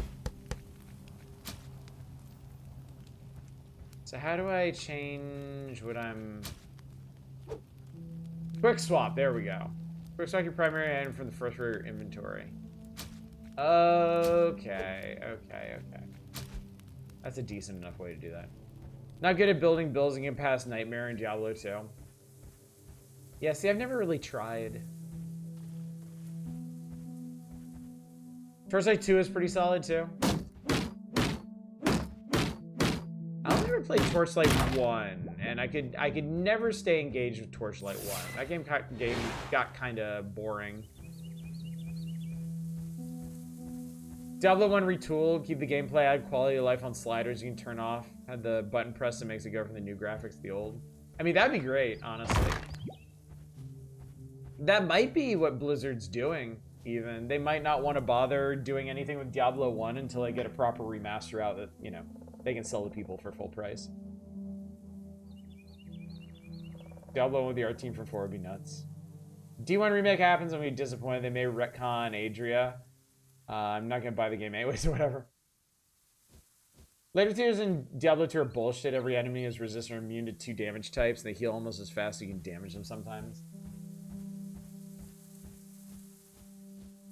I think that was one of the things that tended to stop me from playing like the more magic or elemental classes, was running into elites and stuff that were completely immune to certain damage types. And then I think that was another thing that killed me on the second playthrough, because don't you eventually end up running into things that are like physical immune?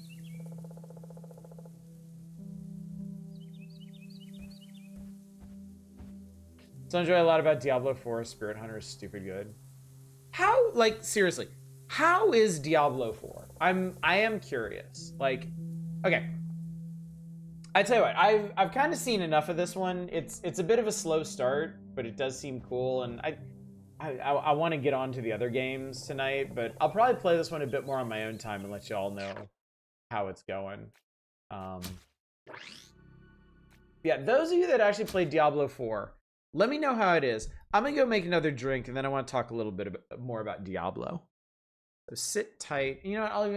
I'll put on a little mood music for y'all, and you can take a look at what we're gonna be playing next. We're gonna be working through that bottom row of games now.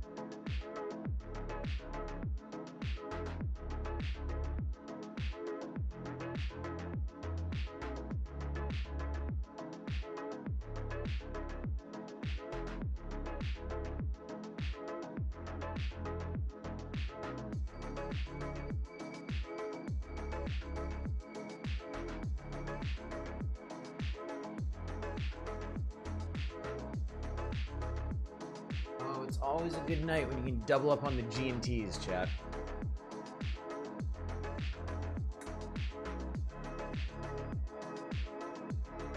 Diablo 4 is a fun RPG, flaw to shit in the pay us for skins way.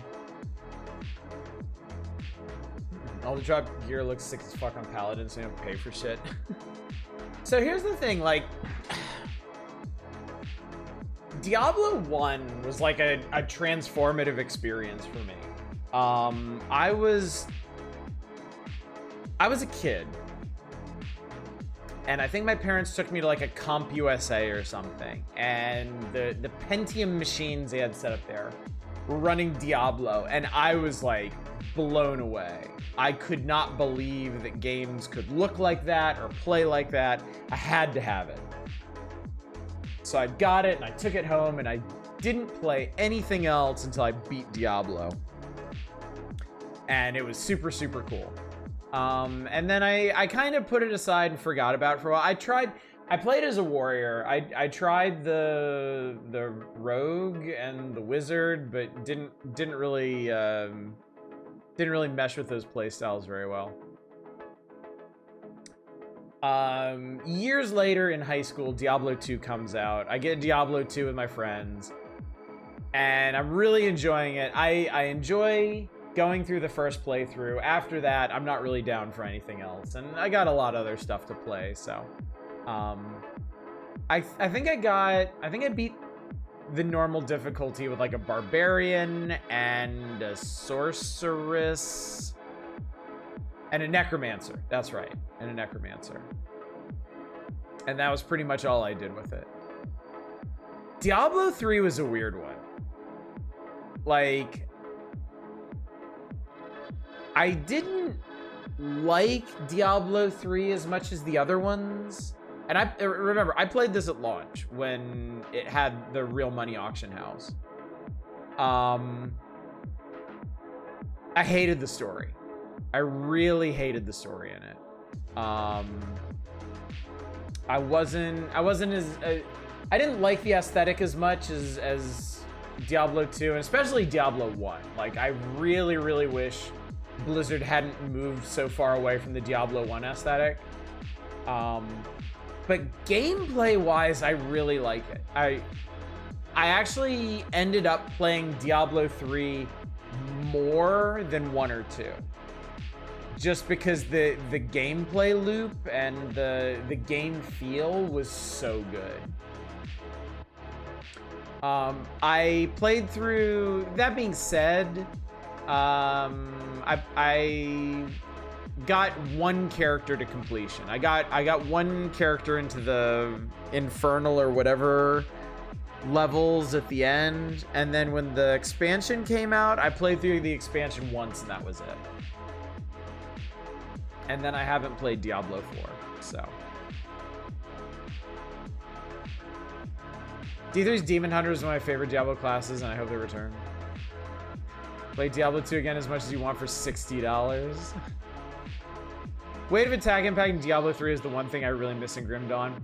Yeah, Grim Dawn actually adapted that to a degree. Not to the same degree that Diablo 3 did, but I remember Grim Dawn was out. And then when Diablo 3 landed, it had just amazing game feel. Like the screen shake and the impacts and everything. And the Grim Dawn devs read the room, and they added at least some of that to Grim Dawn. So yeah, release Grim Dawn definitely had floaty combat. I gotta hand it to Crate Entertainment though. They have done a magnificent job of improving that game over the years. It has really come a long way, even in its full release. Be tempted by Diablo 2 Resurrected, then I remember I only want to play single player. I have no intention of doing so without the pluggy mod. See, that's another thing. I never played modded Diablo, so I'm probably the target demographic for this thing anyway. Oh god. Let's move the mic over here, out of drinking range. Also, good evening, Drake Nell. I see you face planting there. Main big draw for Diablo 2 is basically Terror Zone, some new rune words, I guess the newest class. I think Super Diablo's back. Oh no, I missed that earlier, so yeah, thanks for redoing that for me again. But yeah. I think for now,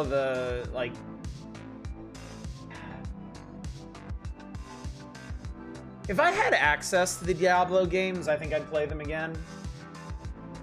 But I don't know that I really want to put down the money for them when I'm already kind of struggling to keep up with Titan Quest 2 because they've been adding a lot of new content really fast.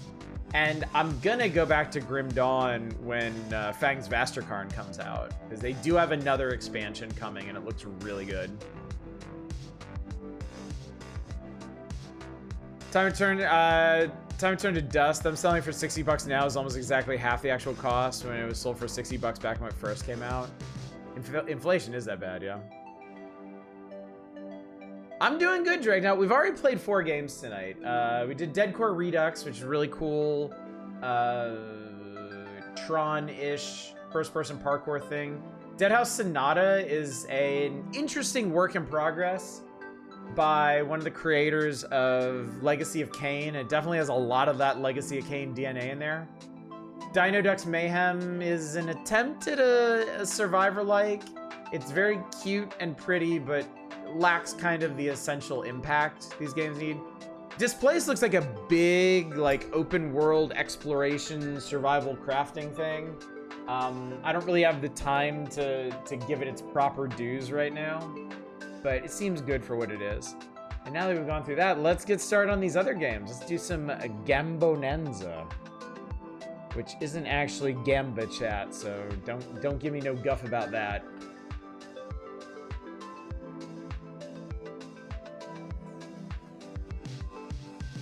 All right, music. Stand aside. There's gaming to be had.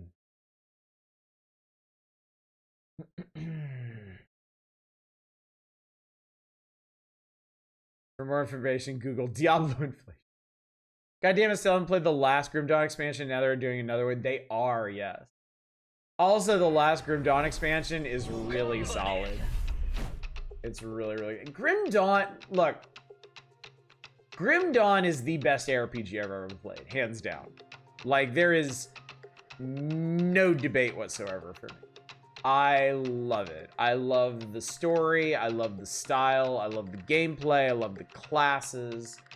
I love the loot. I love everything about it.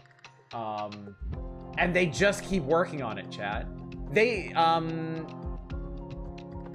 Yeah, not only is there a third expansion coming out, with a new class or a new mastery that you can then mix into everything else. They're redoing the UI and adding an optional new one that uses more traditional orbs for your life and magic. They're also adding a new system to like upgrade existing pieces of equipment to higher tiers. So if you have a piece that you really, really, really like, instead of hoping and praying for a drop that's somehow better, you can work towards upgrading that one. You love it so much, why don't you marry it? Again, one of the few things that is not actually legal here in California. Welcome back, Manic. Good to see you. Thanks to far right, that's illegal. All right, let's do it. Start, run. Peace wheels. Start. Oops, all pawns.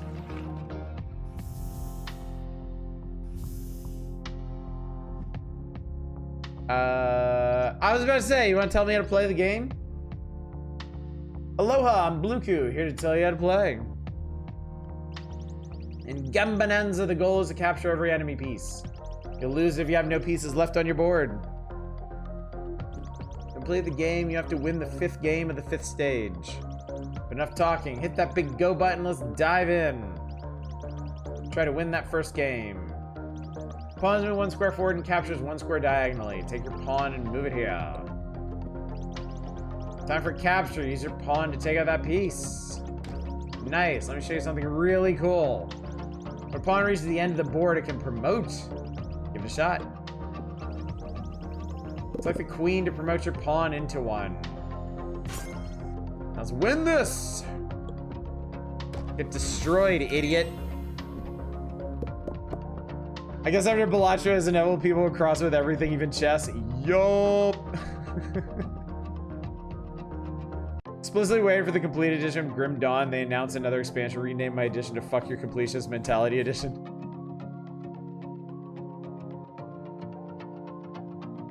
Get my $4. Alright, upgrade your run. Now that you're rich, so grab something cool in the shop. Yep. Everybody, it's Balatro but chess. It absolutely 100% is. Kind of funny for me to point that out since I haven't actually played Balatro before. Let's buy this little beauty. When a pawn captures a piece, skip the enemy's turn. Damn. It's a gambit. Each gambit has a unique effect and there are tons to discover. When it skips the enemy's turn, you capture the pawn. Pretty cool, right? Mix gambits for powerful combos. You can only hold 5 at a time. Shopping also buy tokens from minigames with amazing rewards. Special tiles for your board, legendary gambits, multiple chess pieces. You can also upgrade your board to fit more pieces. We're a bit broke right now. Start the next game to earn more money. When Balatro but Bubsy. Oh dear. Start of each game, you can set up your formation. Place a pawn here and then press go. Let's try our new gambit. Capture the pawn, skip the enemy's turn. Let's go! Turn your opponent's been skipped thanks to your gambit. I think you know almost everything you need to have fun now. There are a lot of things I didn't explain though. But I really want you to discover and experiment by yourself. If something feels off, just hover it to get quick info. You can also use the info button on the bottom left of your screen. If you have fun playing my game, you're on your own now. See you around. Thanks, developer guy. I love it. Promotion. Gambit is a weird word. Seems to mean something completely different every time it's used. Oh, I like the way the piece sweats when it's in danger. That's so cute. Thankful the tooltip has a flared bottom. Ordered Whataburger with my team, so it would take an hour to get here. Order showed prepared, on its way and delivered, never got it. Oh, that's fucked.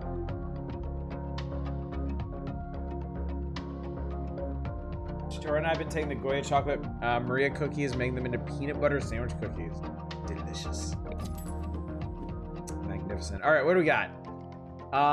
Thrones Gambit on promotion, earn a king. Wait, would you want that? Promotions to be achieved if pawn moves next to a king. Or you just buy a king. Gambit token, chess token, tile token.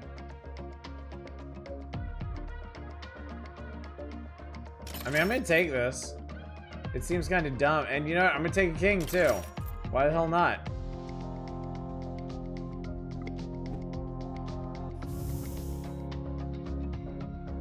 All right.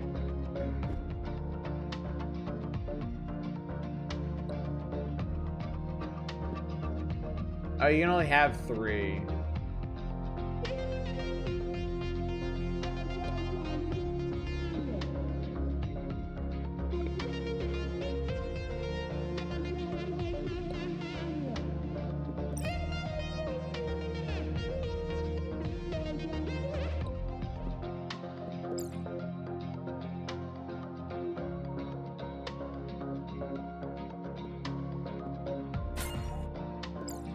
That's not gonna help you. Hey, it's me again. Got a cool tip for you. If there's room on your board, you can place a piece from your stock during your turn. Doing this skips your turn, but can really catch your opponent off guard. Use it whenever you need, catch it later. That's cool. I like that. Enemy turn skipped. And I don't think this is actually gonna help, but...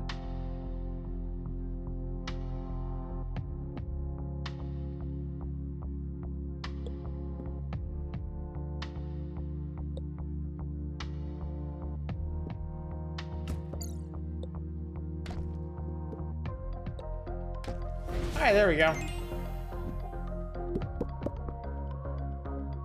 Get my $8. We got people. Pegasus Gambit. Every promoted piece is also counted as a knight. Balance skill Gambit. Selling a queen or a rook gives a king. Knight was an L shape. I would like to buy a knight.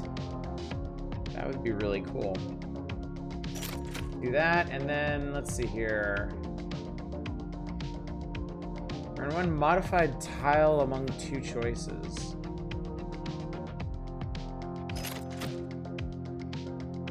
This is interesting. It's Plinko! Protect the tile. Moving a piece on this tile protects it during 1 turn. Select the tile to replace with this one. Cool! King is a pooping butt. Face down, ass up. Alright. Next. So, once you lose pieces, they are gone. That's interesting.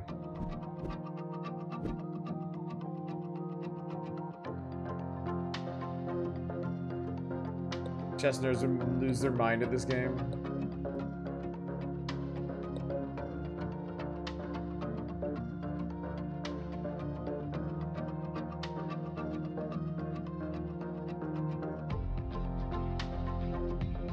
This is Gambonanza. Alright, I think this will be okay, because I get the first turn.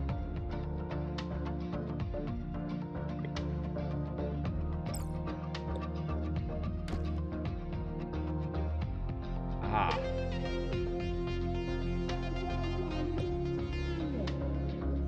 King's gonna be protected for a bit.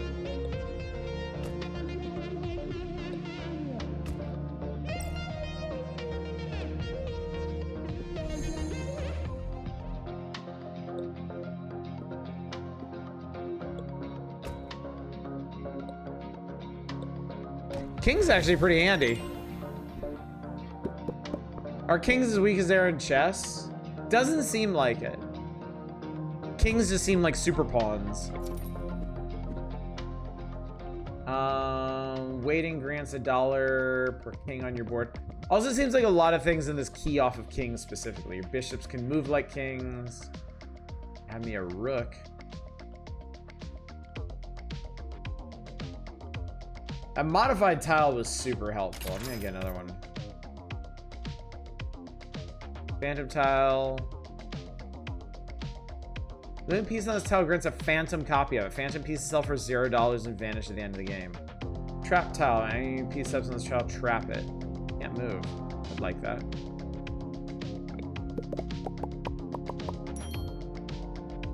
Board is so much smaller than the only one space. That the only one space is less of a restriction, yeah. Also, crucially, you don't instantly lose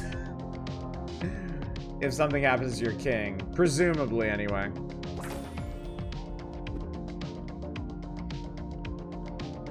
Play pachinko for things? What the hell is this game? It's awesome, that's what it is. Oh, this is locked. Oh, it's not locked. I don't know what that meant.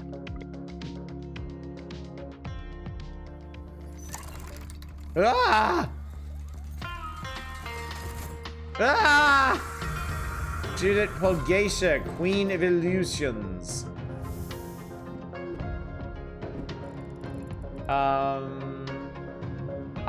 So that's this boss trait they were talking about. You can't see your opponent's formation during the formation phase.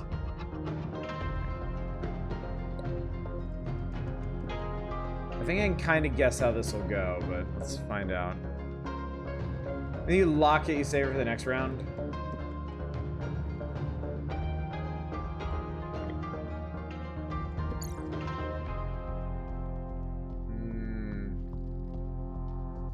Bishops.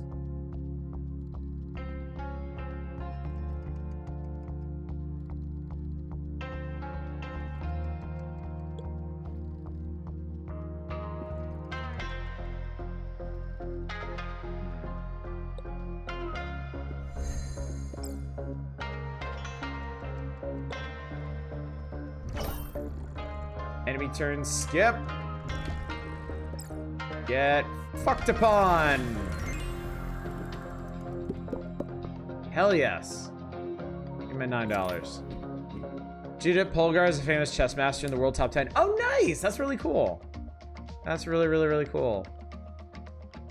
So the next boss is Tal the Curse. Place 5 cursed tiles on the board. White Lighter's Gambit. At the start of the game, earn $7 if all your pieces are on a white tile. That's kind of cool. Crown's Gambit. Skip enemy turn after a promotion. To a pawn. I kind of want this.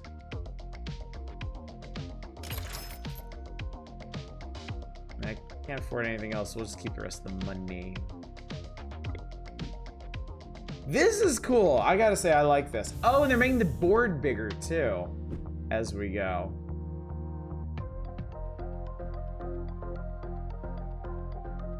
Placing a piece from stock to board during a game turns this piece into a queen. Ew.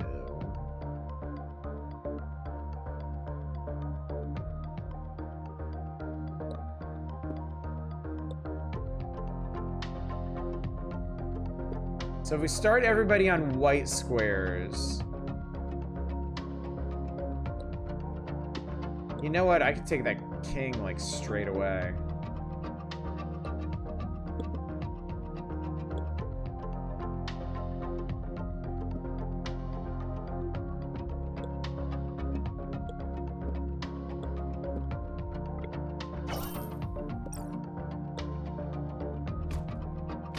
But then I lose my knight. I was trying to play Diablo 2 collaboratively. I was worried I'm being too slow because I like loot too much. That was always my problem with playing RPGs in multiplayer. I take a long time to review loot.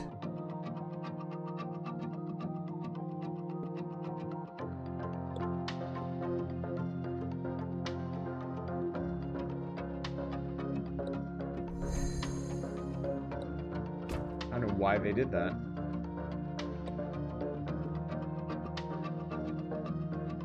What the absolute hell is he doing? I threw down this rook. Oh yeah, I can't put them there.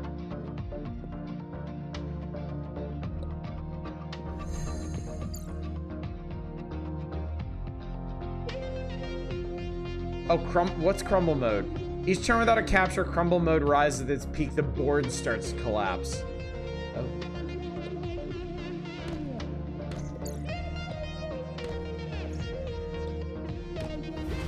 So you can't screw around for too long in this.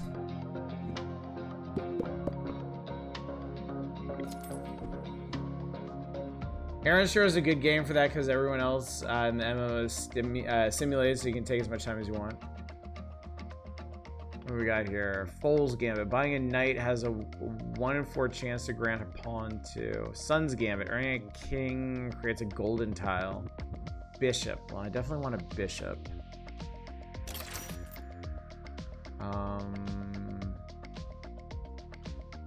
Yeah, I'll take a random chess piece. Stop! Nice. Got a knight.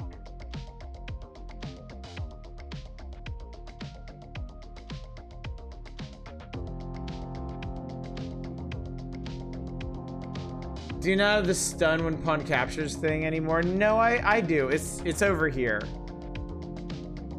Sorry, you can't see the top one because it's behind my head.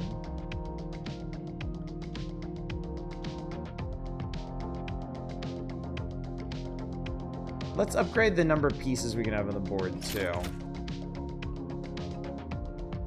It does not cost money to activate. No, these are passives. They just exist.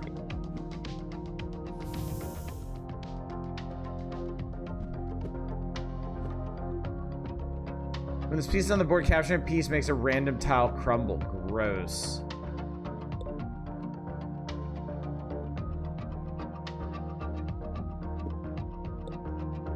Oh, we gotta start everybody on white.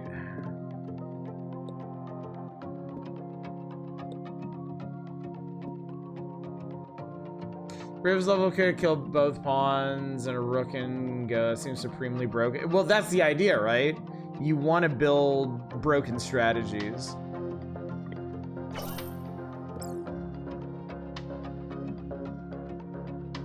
I didn't realize I had them both threatened like that. Well, shit.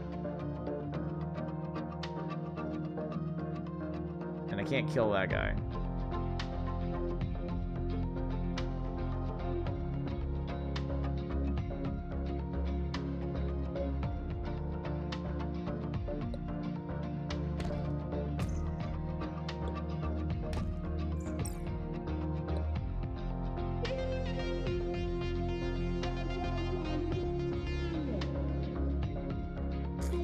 Ugh. Gross.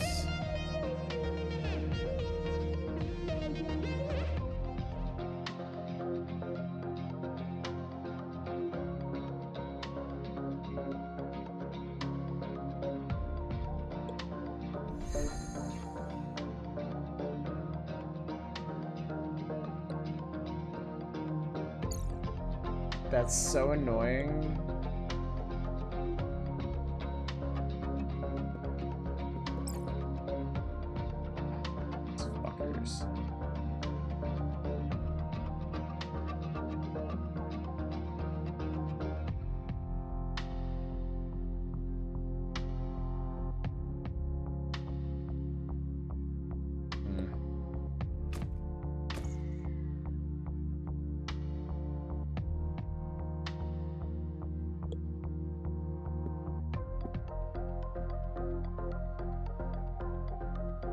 But I don't want to use my brain. Oh, that... Okay, well, sometimes the enemy just kills themselves, apparently. That helps. Whip's Gambit. Capturing with a knight has a 1 in 2 chance to turn a pawn and your stock into a knight. AFK Gambit. Skipping 3 shops in a row destroys this Gambit, gives a special reward. Oh, I can get a bishop back. That's nice. Let's get a random chess piece. Cool. I get my rook and my bishop back. That's funny. Adding bad at chess dodges weaknesses on the GBG wiki. Yeah. Fair. Eminently fair. Blessing tile moves a piece on a tile, blesses it.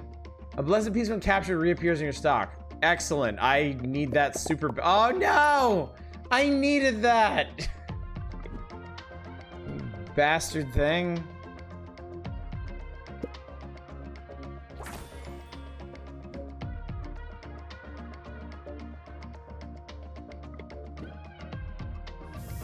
Bad at Plinko should go on there too. Oh, these are getting scary, Jesus.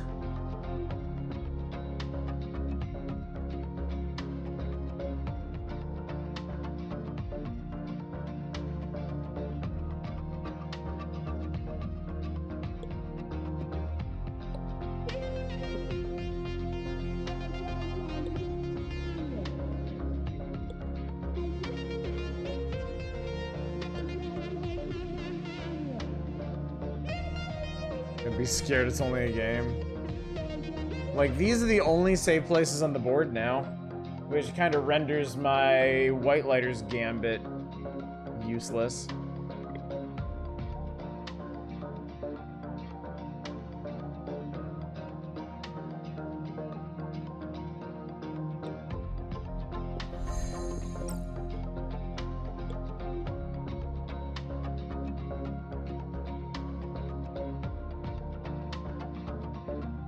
Oh shit.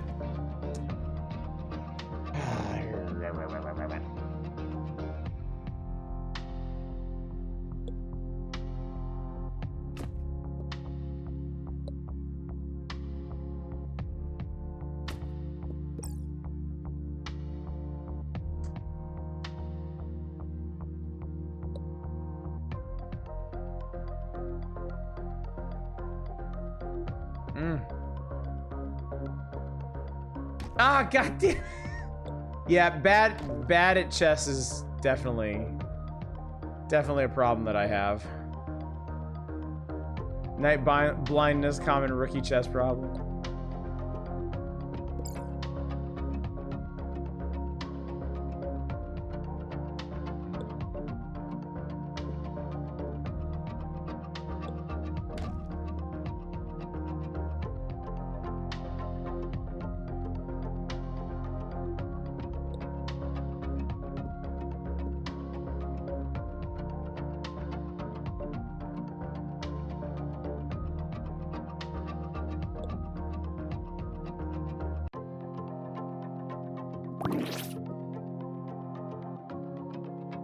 Oh, he killed himself. Appreciate it. Very day no one can answer the age-old question, how does the horsey move again? Screams Gambit. Phantom Tiles has a 1-2 chance to trigger twice. That's cool. Bug Catcher's Gambit, when you're in pawns, capture a piece, earn $2. Or you can just buy a queen.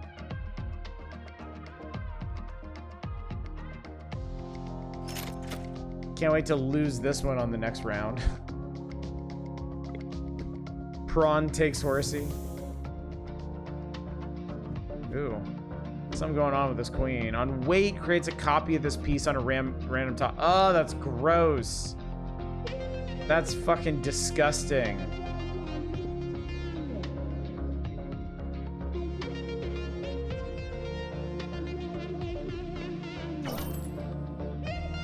At least we got the cash from that.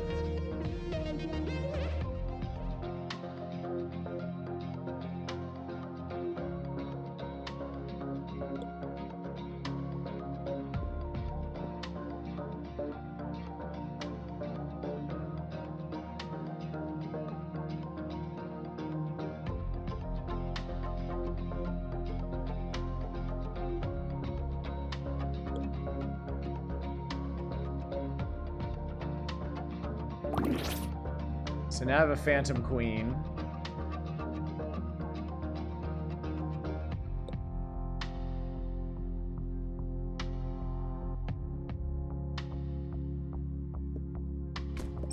You idiot. So Phantom pieces are really helpful.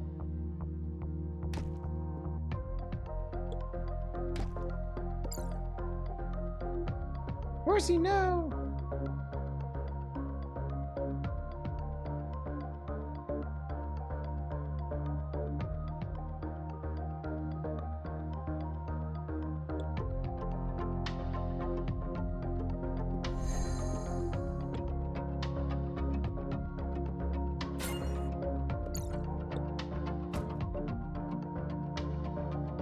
Disposable pieces in a game that makes pieces persistent is a neat idea. It is, yeah. It really is. Okay, I didn't fuck that up too bad.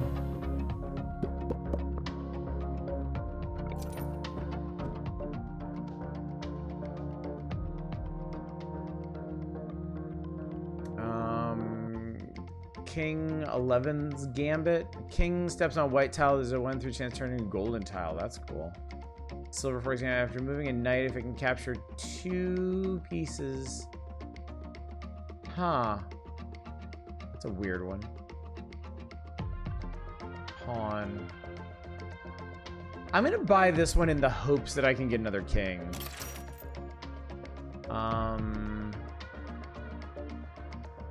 And maybe this is how I'll get it. Gives you bonuses if you create forks. Oh. I have a horsey and a castle and a queen. Take a bishop.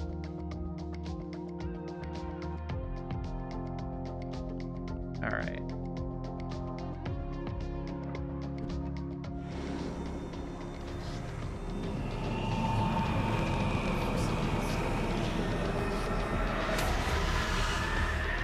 These bosses are creepy, man. They go hard on these. So what's your formation? Wow, that's a lot of pieces. Moving a piece onto this tile turns it into a pawn. Jesus. What's this? Oh, so the skull ones can only be captured last. That's cool.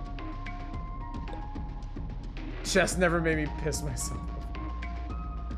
Well, clearly you've just been playing it wrong.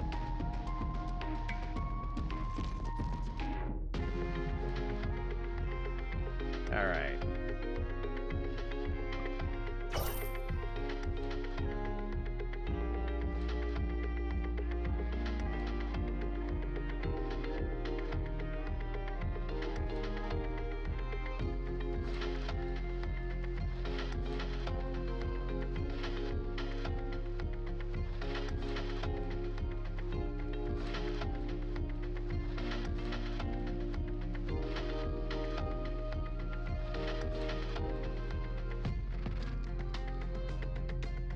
And pissing yourself for other reasons. Man, stay warm at night somehow.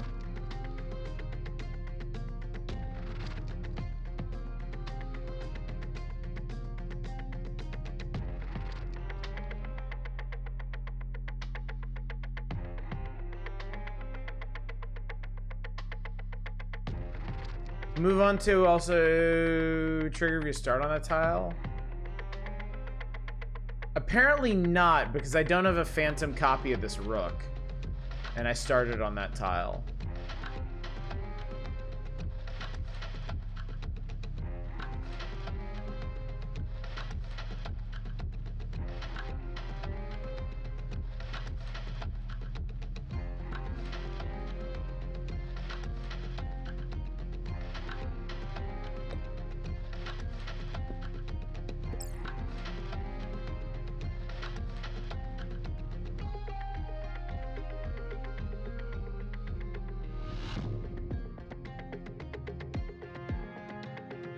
Really nasty.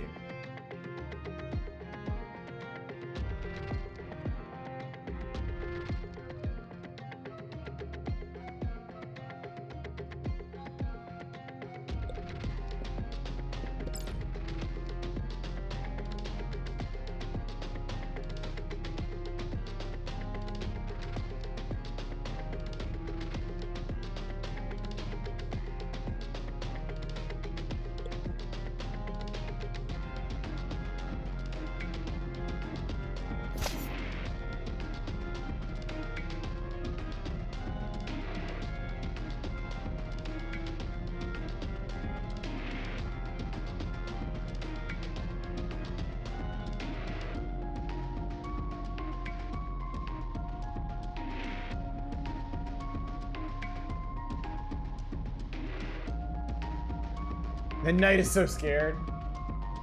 Everything is scary, man.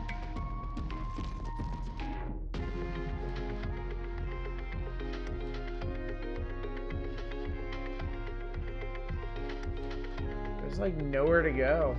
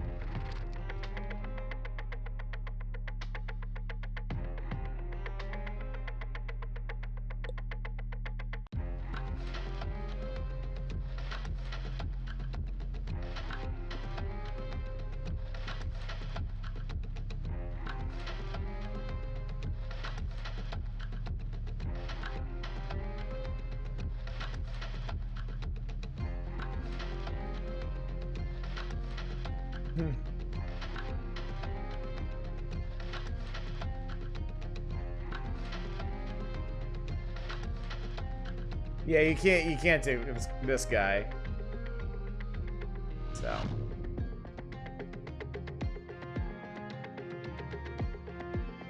I'm just trying to figure out if there's something useful I can do with him before he dies. I don't think there is.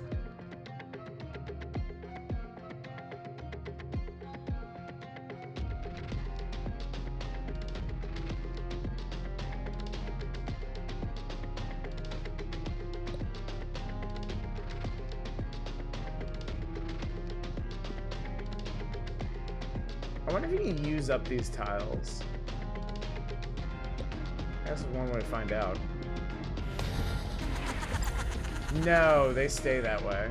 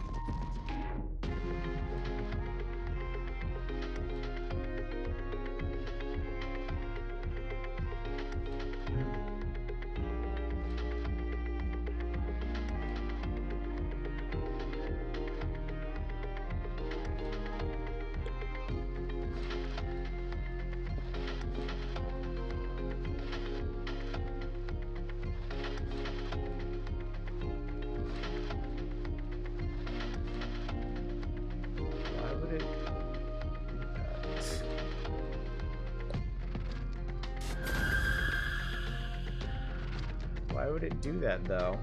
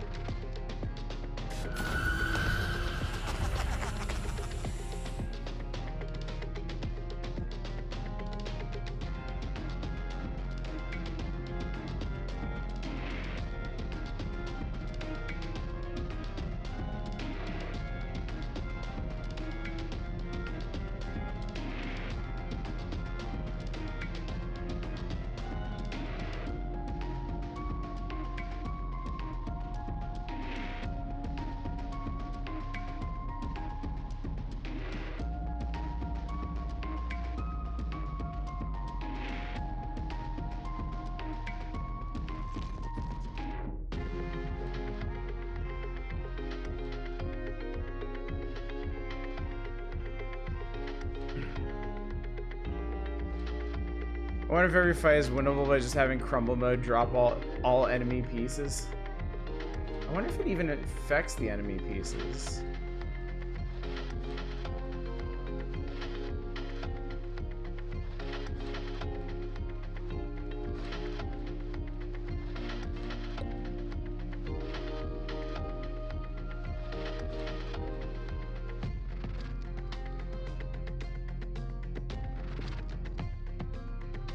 Well, I think we're about to find out.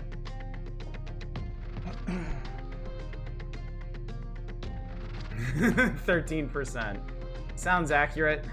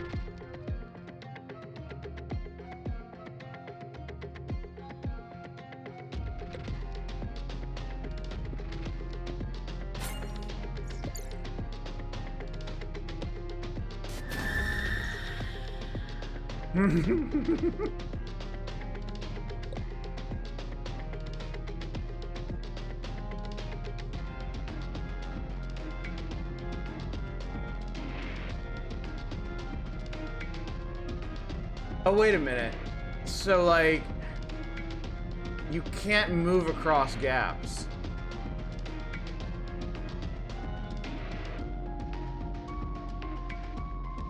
Oh, Jesus. Okay.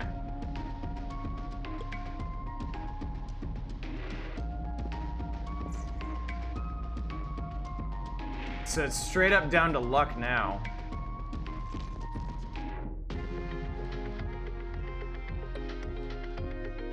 Can I put you back? No. Alright, well.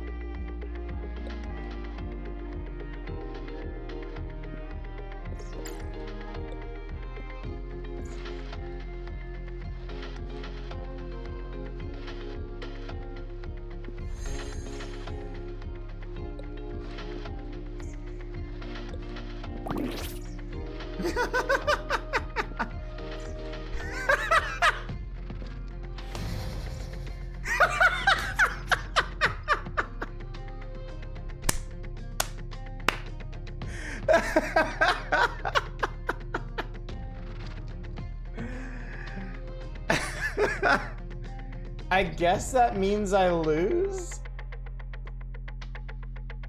No, because I think I have to redo this. Yeah, I just restart, so I don't know.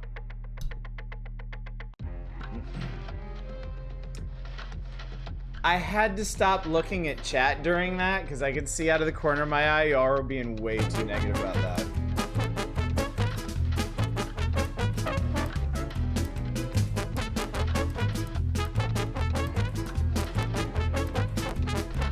Phantom pieces can also generate phantoms. Yeah, that's pretty cool, yeah. Playing death itself to a stalemate is an achievement. Thank you. I appreciate that. Alright, anyway, I think we've sunk enough time into this, so. And I really don't feel like struggling through that fight again, so. Battle chest next, yeah. This is really cool. This is way more compelling than I thought it would be. I really, really like it.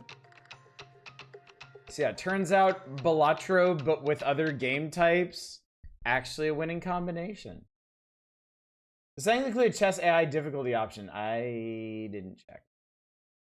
Yeah, that was cool, wasn't it? That was really, really cool. All right, next up, the game I really wanted to play.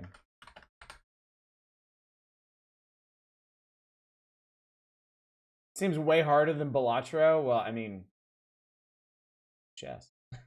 Chess is not for the faint of heart. Looking forward to Balatro Shoots and Ladders.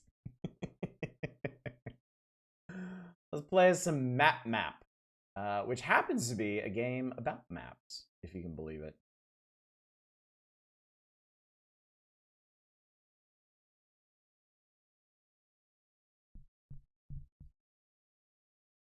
We get Balatro Pong. I almost want to say that exists. I feel like there have been at least a couple games that are like Pong with gimmicks, or like roguelike Pong or something. Interplay update Battle Chess in 2015? Can't think of any. Balatro Honeypot. Map also actually means death in flames.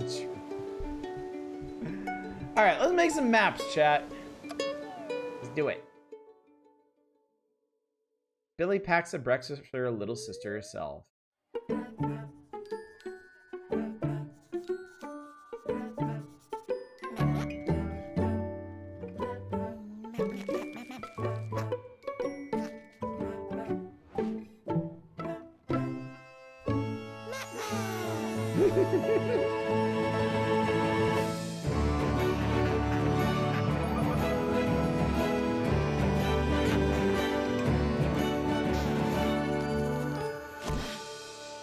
Is the One Piece the map? This is adorbs. Super adorbs. Hiring cartographer for Billy's Bunch. We are searching for the Raven King's lost treasure and need your navigation skills to follow the traces he left behind. I would like to apply. I would like it to be that easy to find a job. Map. Everyone just says map.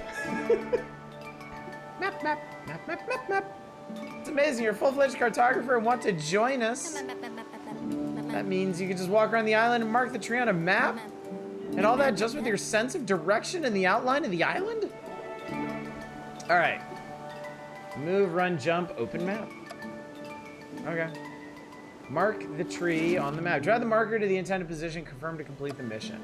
Use a pencil to take notes on your map. Okay, so like...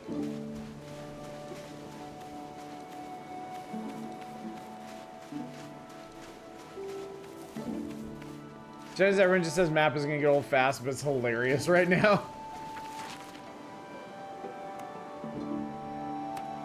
Like there.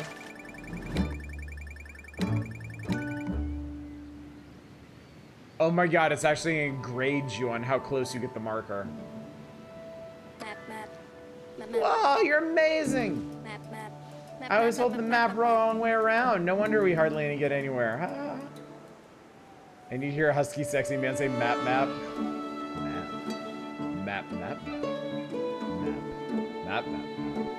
Oh god, it's GeoGuessr. Click the mission, retry, and click travel. Okay. Great, where to next?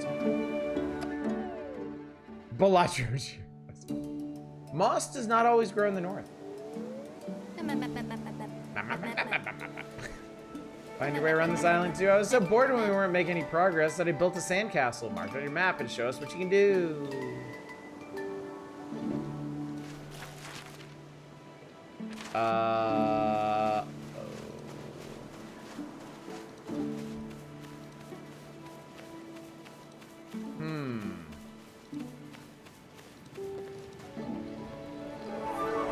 New landmark found, position marked on map. Map.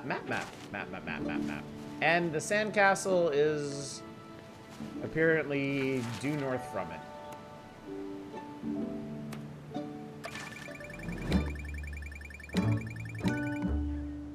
Chat, I'm a goddamn cartography genius.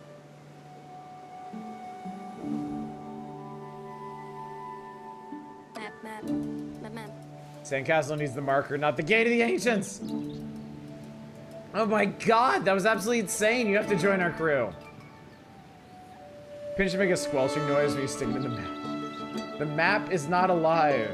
Oh, look at the angry Kraken. I love it. Have you noticed that you count your steps with your fingers? By the way, I'm Billy, leader of Billy's Bunch, the crew that will find the lost treasure of the Raven King.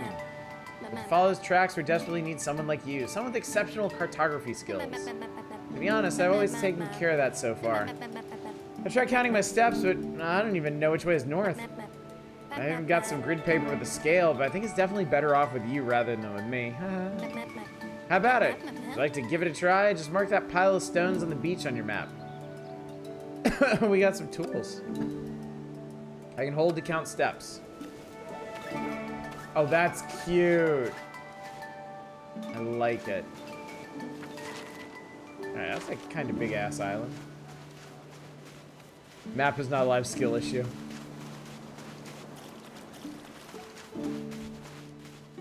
Alright.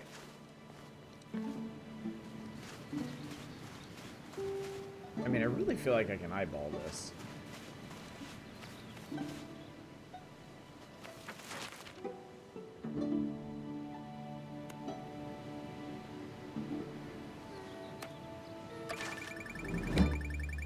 I missed it by 0.4 steps. I can take it. Billy, why does your show have an extracted tonsil on it? You're absolutely amazing. I have to introduce the other two members of Billy's Bunch, Bite and Milo. That is a robot. Hello, how may I help you today? Bite is our brilliant translator. She can understand up to 9 languages and is super fast at calculating and solving puzzles. Fuck you, whatever, map maker oddish. Most importantly, she can read the glyphs of the Raven folk. That is correct, but I don't have enough information to decipher the glyphs. In order to figure out where the next islands are, I need to know where the cartoglyph is on the map. And that's where you come in. With your help, it'll be a piece of cake. Cartoglyph is a stone cube.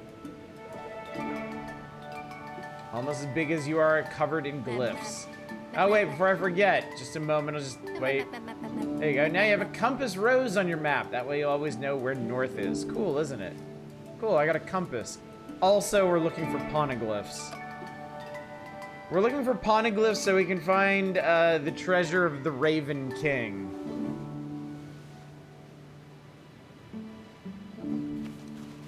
This is more than a little One Piece coded.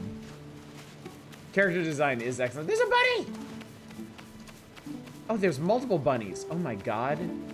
Oh, sweet Jesus. One piece of the map after all.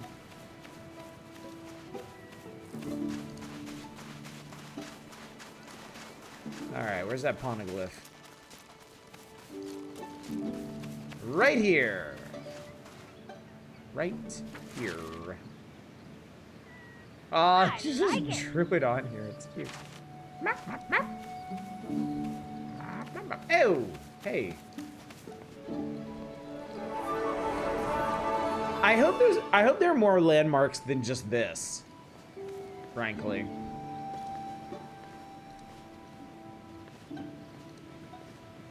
Dora the One Piece.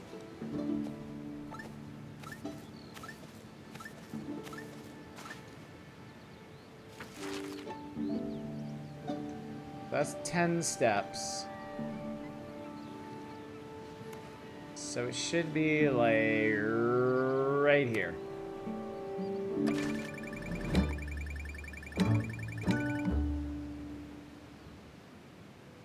Highly recommend Albo Wildlife Tale. He plays a kid taking pictures of birds and things on islands. Very good. I think I have it.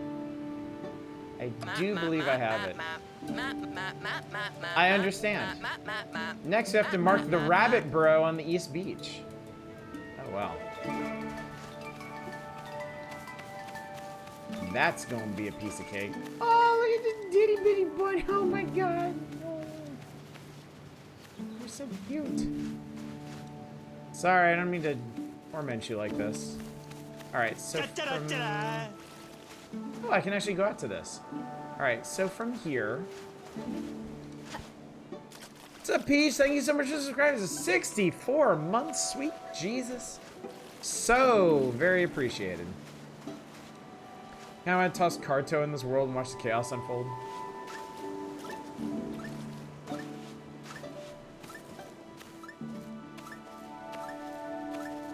There we go.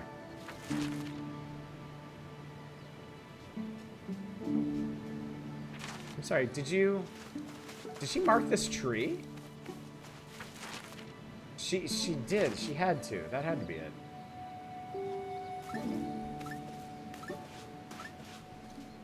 Like 4.5. So I get distracted by Fikir saying Viz and came late. How's the game? They're good. They are good tonight. They have been treating us right. I missed a trick. Try again.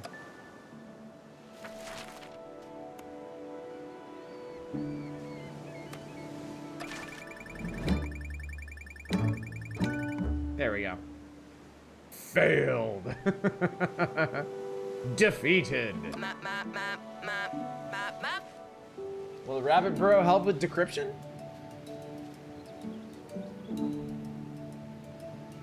I don't know. Will it? No, I just like rabbits. Look at his face. Any top contenders so far? We played Balatro but chess, and it was like surprisingly compelling. It was really, really fun and hard.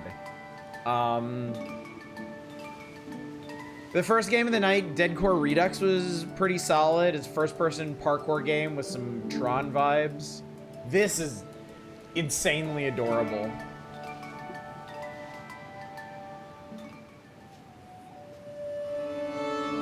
But yeah, been some good stuff this evening. Also, all y'all out there, don't forget to vote.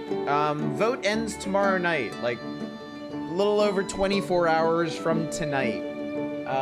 Or from right now, in fact. So if you haven't voted yet for what genre or genres of game you'd like us to play next, please do. That's one. Watch out for the crack. Do love a good map. Me too. Whatever gets voted in, we're starting on Monday, and I am going to tell you what it is at the end of tomorrow night's stream. So you have a very compelling reason to stay until the end of Saturday. Wow, amazing! You really did it! Our first new island! You're incredible, I could never do that. Next, we should look for a starfish family on the East Beach. So, yeah, it's a big island. Is that a fishy? It's a fishy. I like the fishy. We're looking for a family of starfish. So, like... Okay.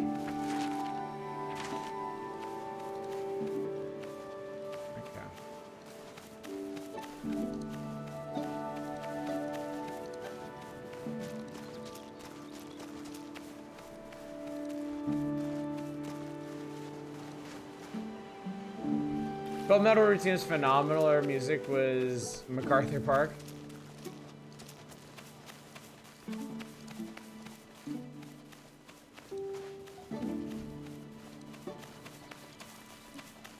Basalt. The water is exceptionally pretty in this game.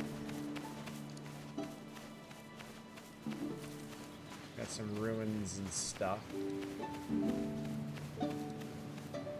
I see bees. The East Beach is going to be over here, so I'm going the wrong way, but I am very much enjoying the exploring in this game. This is a real video game now.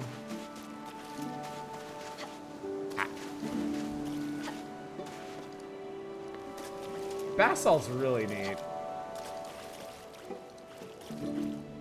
Okay, I think the game is telling me not to step off the ocean shelf.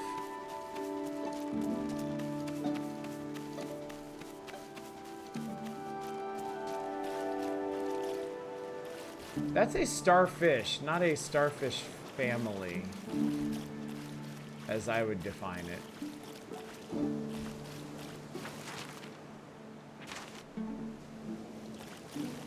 We're looking for a starfish family on the East Beach.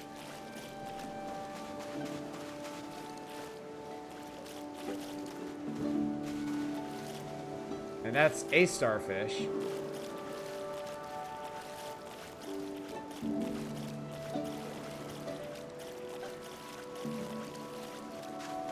So like the river, so we're like right here now. So it should be somewhere along here. Or just like on here.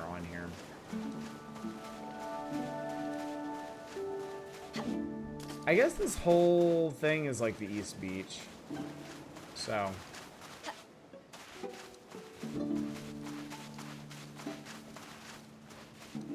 Nice stick.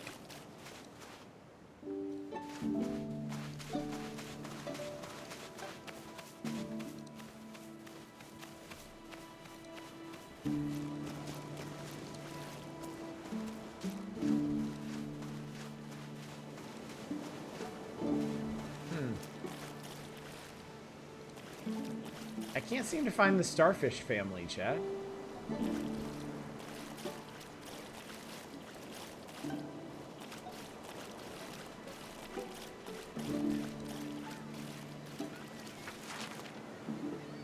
Wait. I'm missing my compass rose. This isn't necessarily east.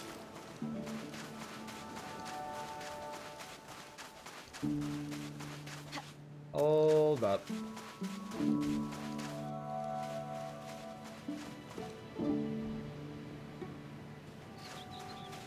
Well, that solves that, don't it? So I guess there's one of these.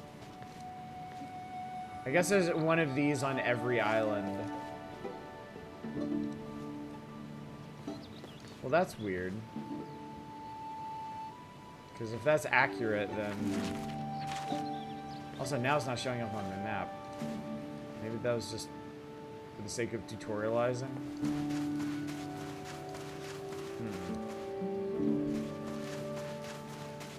Buttress your compacts. So I believe this is this here.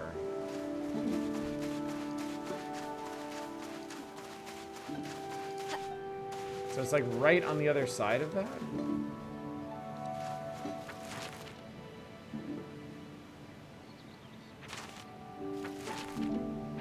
Or not? Is that...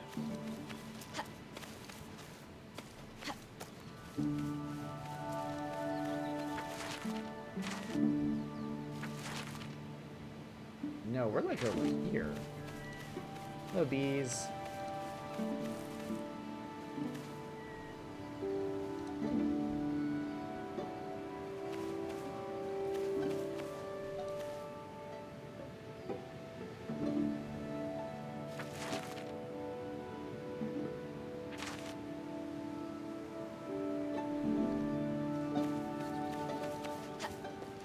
I need an actual feature to work with here.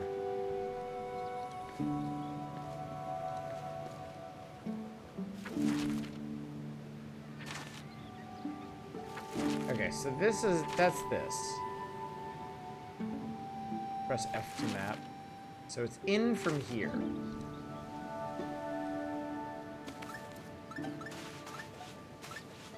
So it's like 5 steps in from here. Can you use those drawing tools? You can, yes. Yeah, you can sketch on the map. I think we're looking about like... I think we're somewhere around here. Nope, that was way off.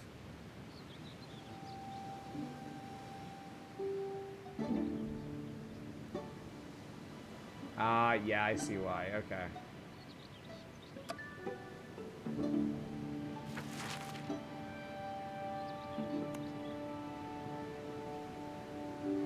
We're actually looking like here, aren't we? Closer, but still not quite there. They just let you try again and again and again and again and again. That's nice of them.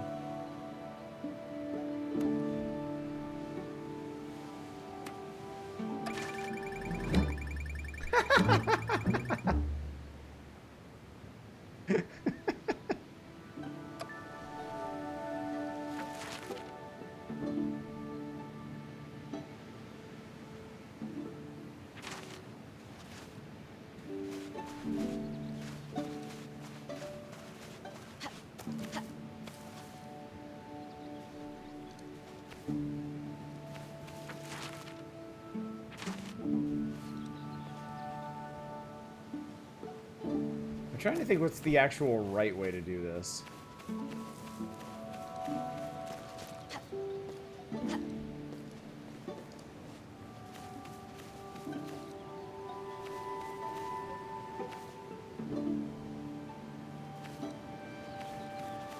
It's in such an awkward spot.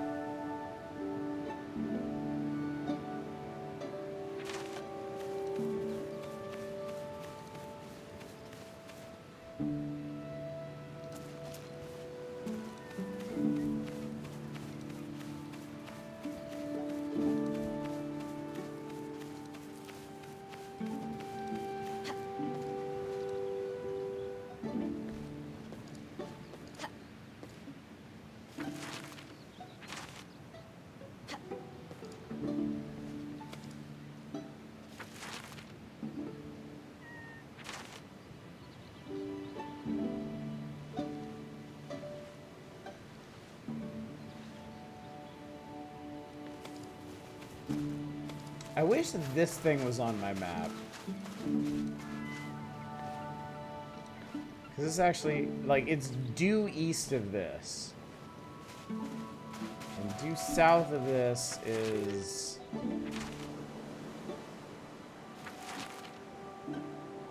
this, right?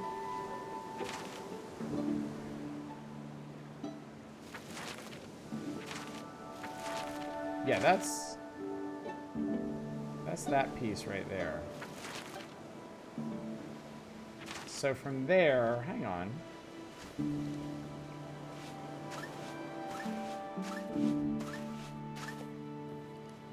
So that's almost 6 up from here. Which would be like right around here.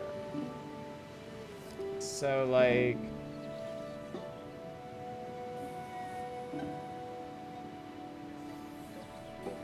So let's say that's the compass rose, right?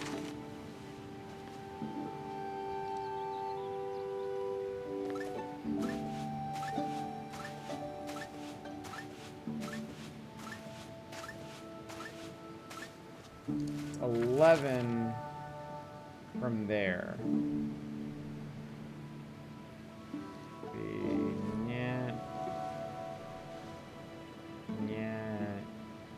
Here? Is it like right here?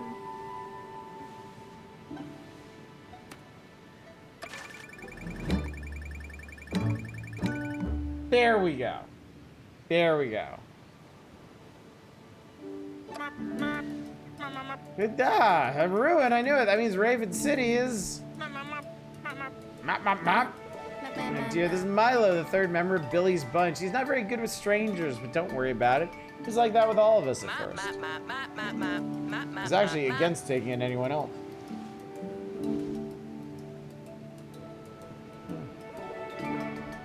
New dropping could help you. But the important thing is he's cunning as a fox when it comes to history. He's actually already studying with the 8th graders. He's our expert on the Raven folk. It's thanks to him that we have these maps here at all. Yay for disabled representation. Agreed. Agreed. Let's get some richer variety in character types in these games. Does that mean now, Milo, how do we proceed from here? I would say, if it's okay, I would say you should mark the ruins in the north next, but only if you want to, of course. Alright, the north ruins. So we'll go back to the compass here. Alright, so I see some ruins.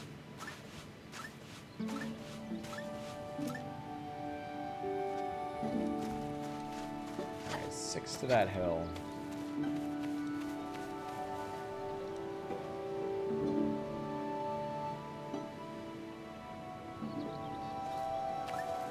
Eight, 9, 10, 11, 12. 12 north, and then say 3 east. 2.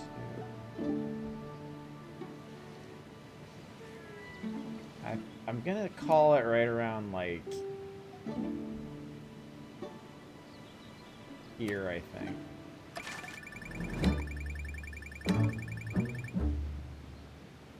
Close.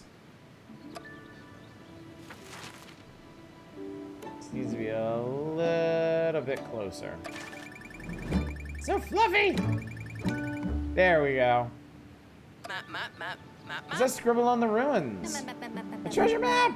We found the treasure of the Raven King already? We have to dig it up immediately.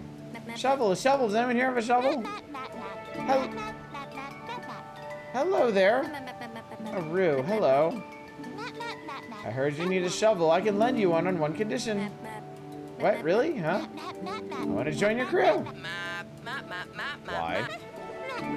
That's not your business. I'm against it, and Milo probably is too. I'm all for it. You can also dig for treasure, chat. You can dig for treasure. Where's the treasure? Find and dig up the treasure. Oh! Literally on the map.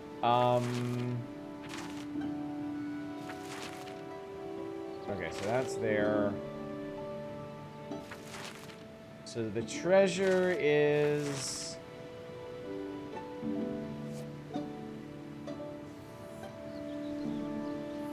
here. Now we just gotta figure out where here is.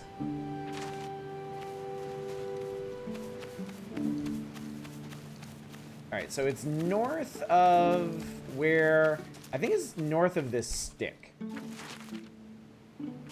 I get the feeling that it is north of this stick.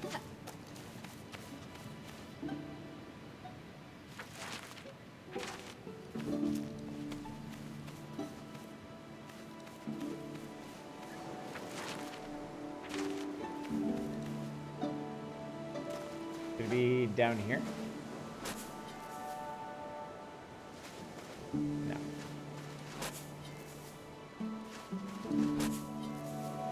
No, wait, that's the point. That's, oh, that's that point. So it's not there.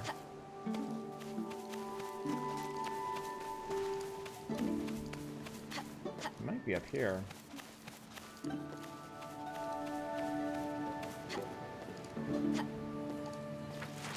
Okay, so that's that there. Oh, it's this little bit over here. There we go. Damn, that's cool. Are you alright, Billy? It was very unlikely that this would be the big treasure. Please don't be disappointed. Disappointed fiddlesticks! Found our first treasure, a sticker box. How exciting! Now you no longer have to draw everything in with a pen. You can also make quick markings with stickers. So handy. Take the sticker box to the museum and not keep it for ourselves. That's wrong. It belongs in the museum, chat. This is cool. I like this.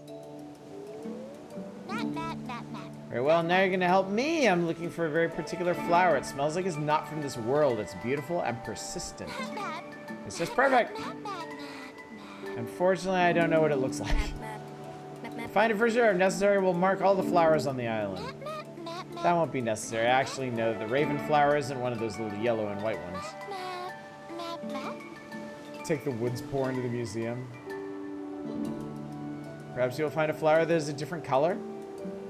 From now on, you can find optional treasures to dig up. This island has 3. That's super cool. And then here are stickers. That's really handy. I like that.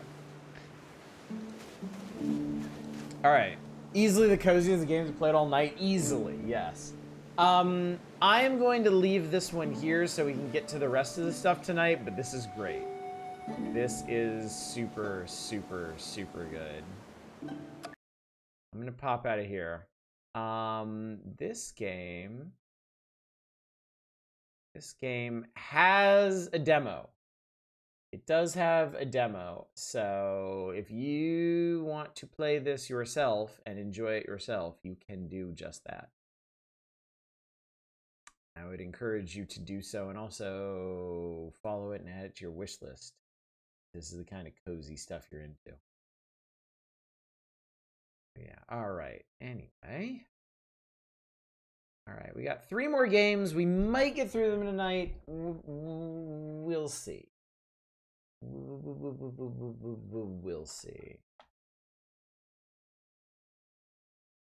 For now, take a look at something else really cozy. Recommending this to the Tunic dev. Yeah, I could see that. Could definitely see that.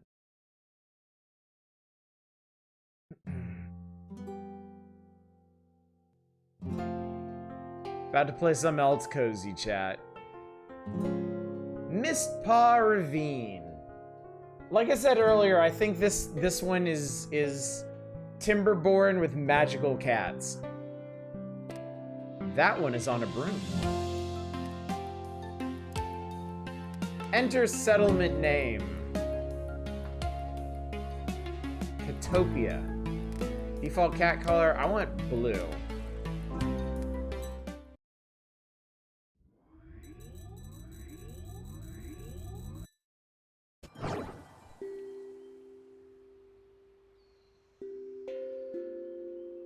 That's really pretty.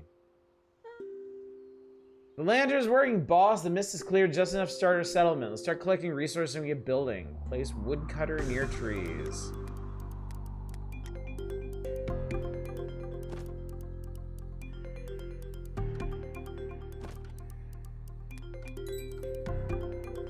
Cats without any other jobs will automatically construct buildings you place. Once completed, an available cat will assign themselves to the woodcutter and start working.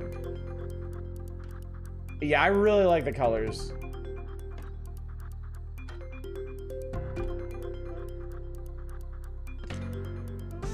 Oh, sorry, hang on. You can't see the names of these cats if I click on them, so I'm gonna live down here for this one. This is Havarti, this is rye, salmon, bean, chocolate, casserole. They all named after food. Chili, they are. Cream. Luna. We have a Luna at least. You need to start clearing this mist so we can expand. We'll also need to create water. Your new handheld lantern is perfect for this. Mist collector.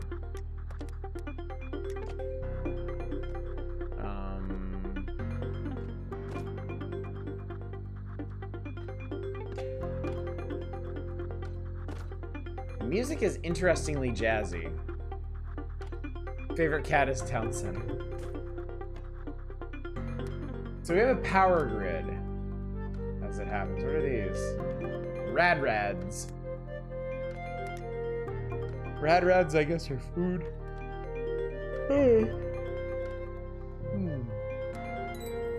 Need water so we can start growing food for our cats. Mist extract can be converted into water using a water source. Build a water source on an empty ravine. This work will begin producing water and create a river. Ensure it's powered by placing it in range of the town center. That's interesting.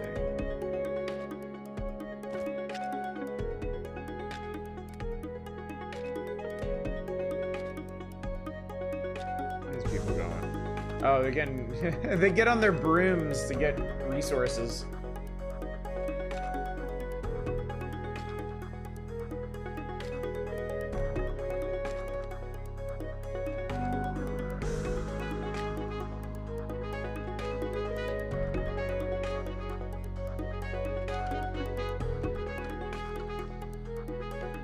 Seeing a cat hammer something is kind of terrifying.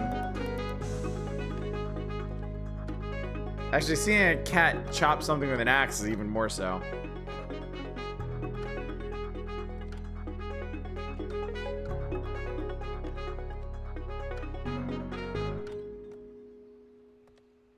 Alrighty.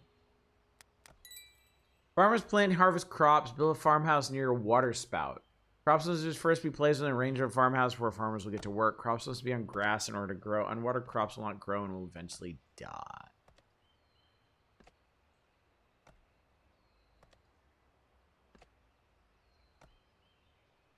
So, like... Oh, they're filling it up. They're making it happen.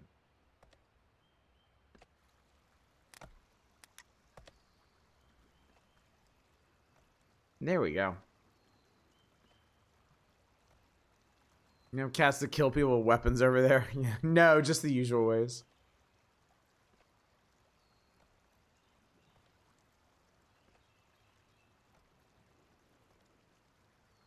Excuse me. Alrighty. Alright. I'm gonna grow some rads.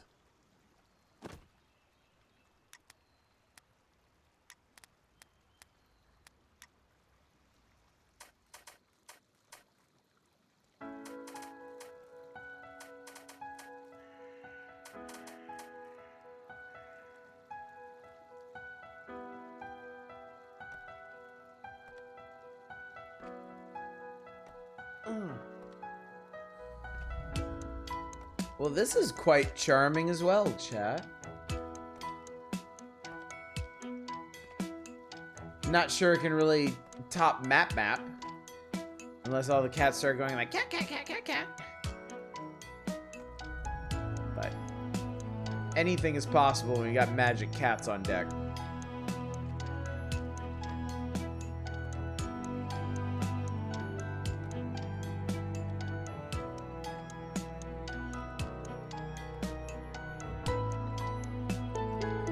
I don't know if this game has water evaporation like Timberborn does.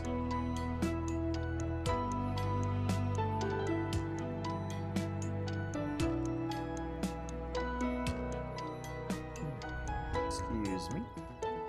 Don't do anything, so it's the best game for you.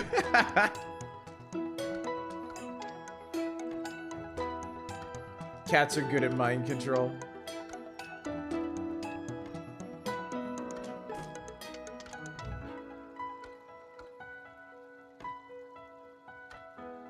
All the usual ones are here. You got slots to assign workers to, whether it's operating or not, priority.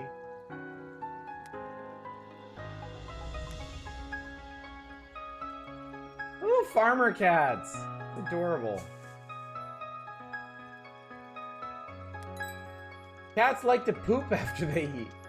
You do not have a litter box, they poop on the floor, making nearby cats stinky. Cats do not like being stinky. The number of cats grows. Be sure to build more litter boxes to support them. Okay. Holds poop. Slowly cleans itself over time. Oh, if we were only so lucky.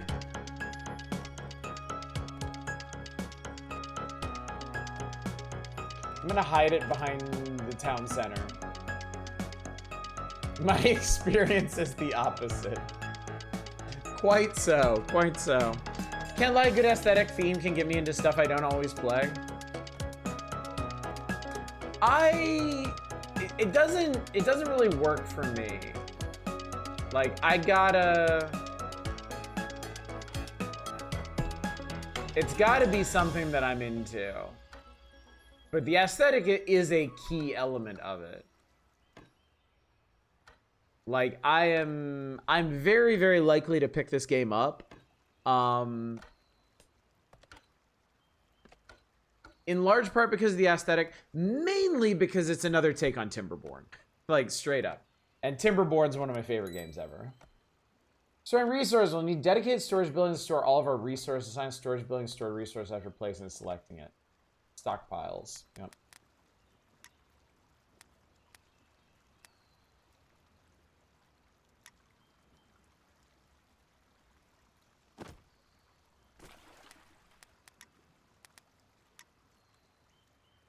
Yeah, this is not to be down on this in any way, but this is 100% Timberborn. Especially grindy games, I don't want them to be ugly. Yeah, that's very fair. Because if you're gonna be staring at them all that time, like, any gripes you have with its aesthetic, only gonna get worse. Aesthetic I don't like can super turn me off from a game, regardless of how good up my alley it might be. I feel like we talk about this with Binding of Isaac all the time. Like, I remain convinced that Binding of Isaac was super popular despite its aesthetic and not really because of it. Brightness is a little rough on the eyes. I think for me, the pastels kind of even everything out. Like, it is a very bright game, but like the borders are dark. The UI is dark. And then like the brightness comes through in pastel, so Doesn't seem to bother me. No, Binding of Isaac's very fun, just cannot. Same with Isaac, yeah. I actually lamented that when Binding of Isaac was big. Because it was, you know, it was kind of the start of the big roguelike rush. And I was sad at the time that it was really like the best example of that, because it was like really unpleasant. It's just a really unpleasant game to look at.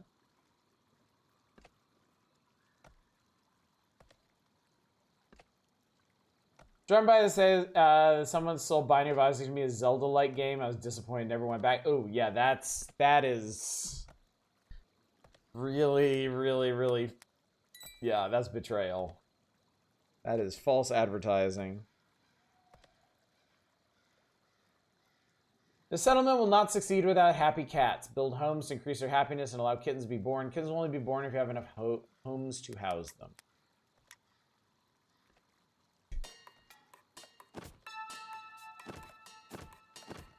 I want 5. I'm gonna build 6.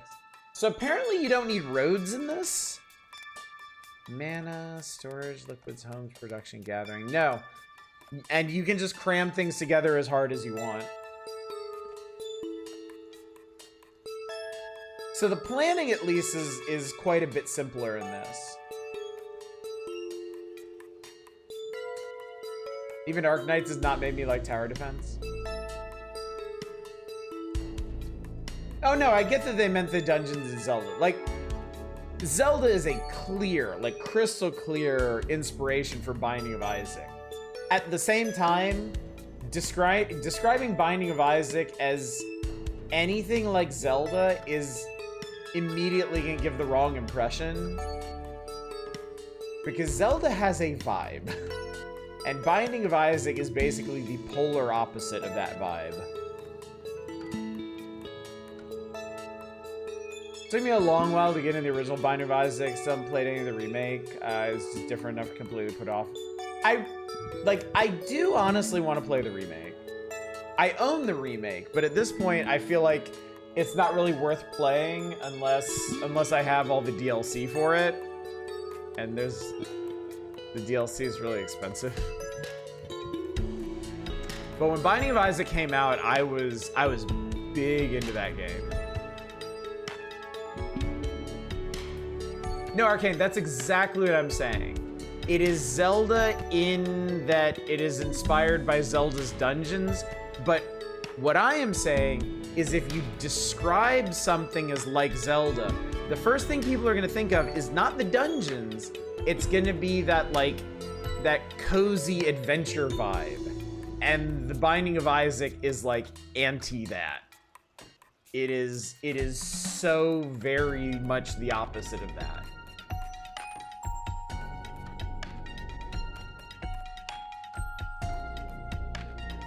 Binding of Isaac is a game I tried to play and couldn't get into because the vibe wasn't your thing. I had no idea what I was doing or what anything I picked up did. First exposure of roguelike is not a good one for something who wants to know things. Well, keep in mind that at the time, like, traditional roguelikes were still the prevailing example of roguelikes, and Binding of Isaac was keying off of that. And a common element of classic roguelikes is just learning how all the interactions work and what things actually do. A lot of traditional roguelikes randomize their potion effects and wand effects for every playthrough, so you have to experiment to figure out what anything does. And to Binding of Isaac's credit, I think it did a really good job adapting that into a more action-oriented gameplay loop. So, we live here in the future where a lot of people have come out to not really enjoy that, and modern roguelikes have kind of moved away from that, I think. But that's absolutely where the genre started. To the point where I imagine it must have felt like a requirement for people making roguelikes.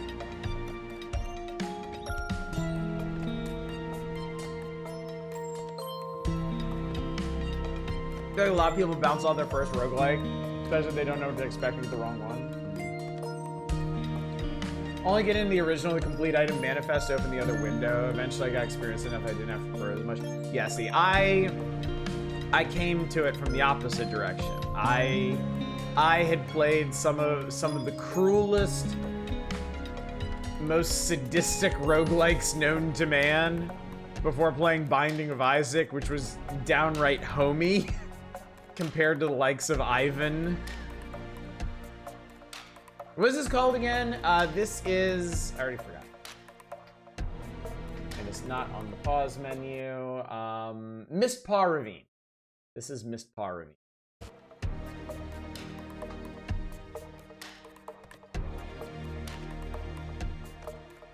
Can we move these? We can. Relocate it over here.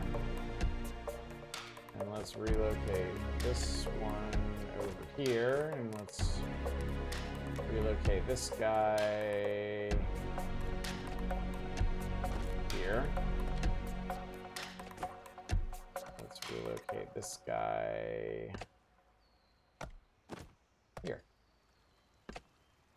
The Binding of Ivan. Oh, what's up, Jerp? How you doing tonight? Like throwing a Latin novel as someone who's in middle school.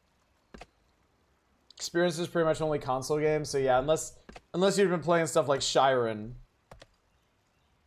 I can't imagine you'd have any idea what to expect.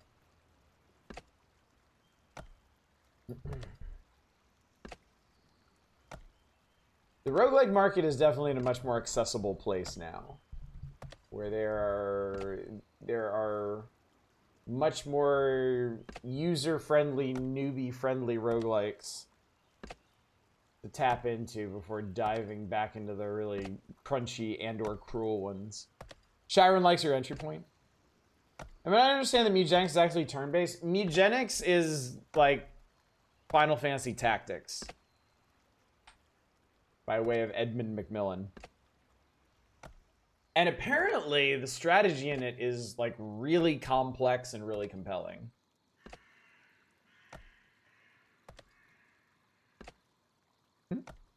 Binding of Isaac is a game where every single aspect of it was something I hadn't encountered before and didn't know how to understand. It bombed with you. Yeah. It can be a very difficult thing to make heads or tails of stuff like that.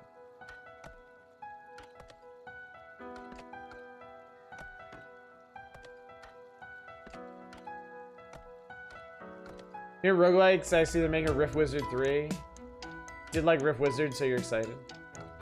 99% sure I played a bit of Shyren a while back. Not very much, though. Slay the Spire 2 is happening. I'd be really surprised if it wasn't. Let's just speed this up. Possible I wouldn't have minded Binding of Isaac aesthetic in my edgiest teen years. Binding of Isaac also came at a really weird time.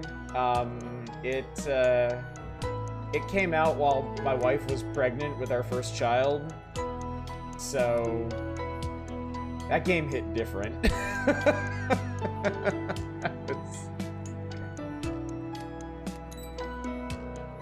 Planks are needed. The log to plank industry track. Planks are needed to construct many buildings that are made in a sawmill using wood. Make sure the sawmill is powered by placing range in the town center. Cute. I like it.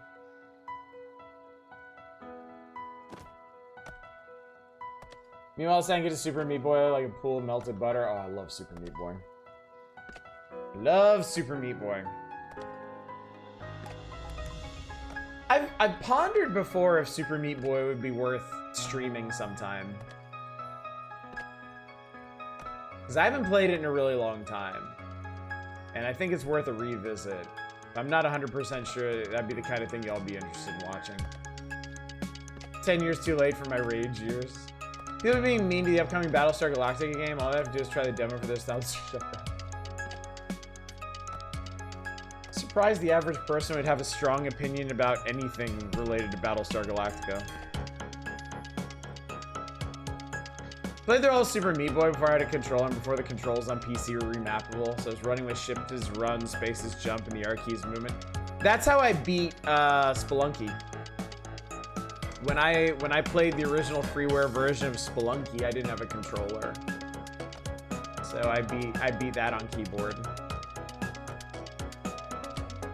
It just takes a little doing is all. And play the Voyager game. I haven't. I'm trying to remember if anybody in here has yet. So super about blob of meat that dies in one hit. That can do spirit. Boyfriend still prefers platforms on keyboard. Yeah, I kind of see it now as like the people who play like fighting games on hitboxes, you know? Like folks can adapt to any kind of control scheme. I know there's a lot of people out there that play first-person shooters on controllers because they play them on consoles, you know? I hate to, but I can. That's you, I do that? Yeah, it's not uncommon. Yeah, a lot of people come to first-person shooters by way of consoles, so they learn to play them on controllers, and that's what they're comfortable with. So terrible at keyboard platforms, even ROMs is I'm familiar with and have beaten. I mean, there's no shame in that. A cat pooped on the floor? I got an achievement. Somebody pooped on the floor. Like, where? Can't aim with a thumbstick, though. And I love my mouse and hate trackpads. I actually love the Steam Deck trackpads. That's interesting. You have a trackball mouse. How hard is it to find trackball mice anymore? I feel like most places don't even make them.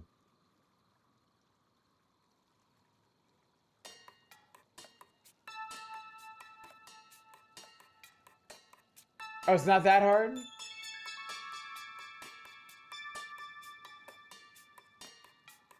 Biggest option is Kensington. Okay, that's good now. Oh, poop!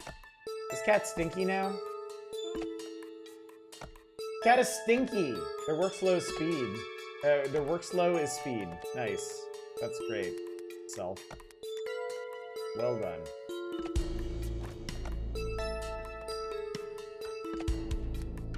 Trackballs are neat.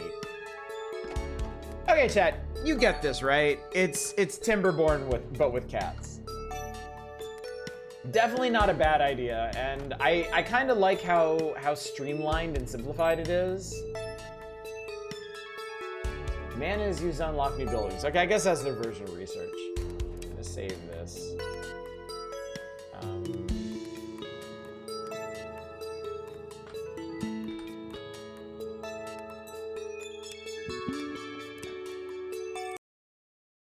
Most of the laptop users also use Lenovo nipple instead of the trackpad too. I can never get the hang of those, honestly.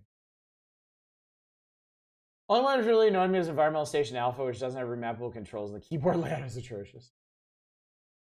So I used a trackball mouse during the time when I had carpal tunnel. It hurt to use a trackpad or traditional. Interesting. You just see 2 or 3 types at Best Buy. I've been using a Logitech one for ages. That's good. All right, it's getting late, but we got 2 more games. I'm gonna see if I can take quick looks at both of them before we wrap for the night. And I'm gonna skip ahead to kind of keep things thematically consistent. We're gonna look at Pieced Together, which is another cozy core game.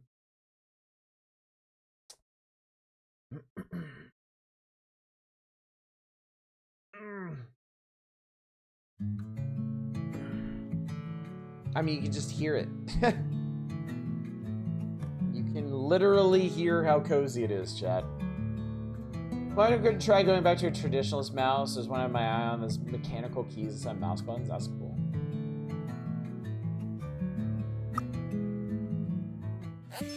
This is a scrapbooking simulator, chat.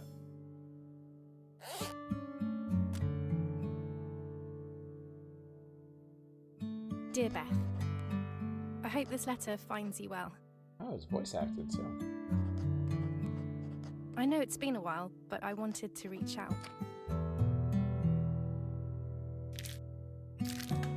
Oh, we don't like that? It's Connie from school. I can't believe it's been so long. Fancy catching up soon over a coffee? I don't like that either. Dear Beth, I'm not really sure what I want to say. I was clearing out my old room and I found these boxes full of stuff from our school days. It got me thinking about you and when we first met. Do you remember? Mum and I had just moved to London.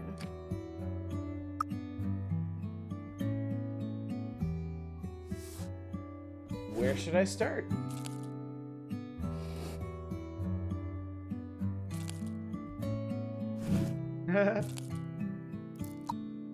Oh, cool.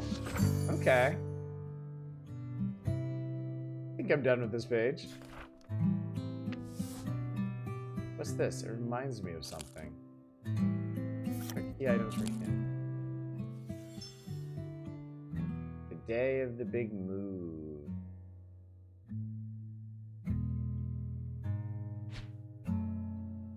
I need glue 4 items that remind me of the big move. Which ones remind me of the big move? Good luck with your move. We will miss you. Bedroom Connie stuff.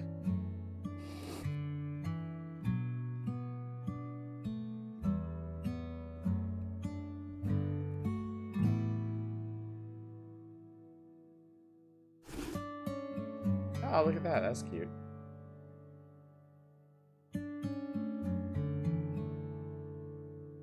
Make it really stylish. I like that.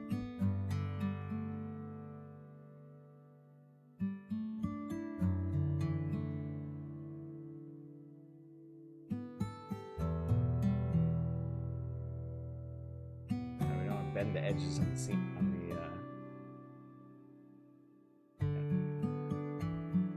That's nice.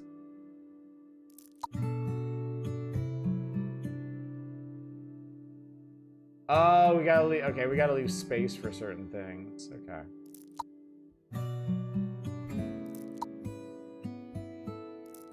Oh, I screwed up. I wanted to glue the cow over the card. We moved so far from my friends.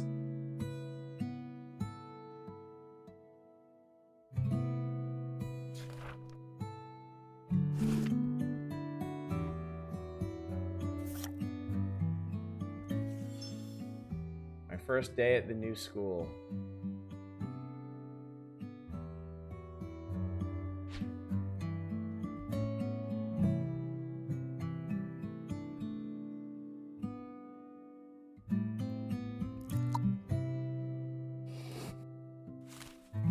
Oh, we're gonna be stacking stuff. Hi, I'm new. That gives Sam delight.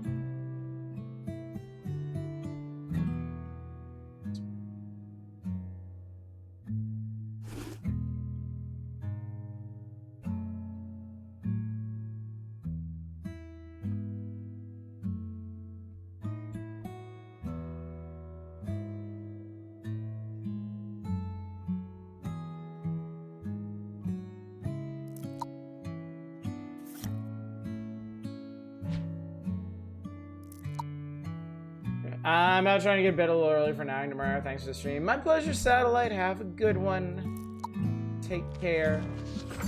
You guys seen that game called Season? I played the demo a long time ago. It's a cool sort of future setting. It also has a big journal scrapbook element. I don't think I've seen that one. Felt so out of place in the city. History of cats.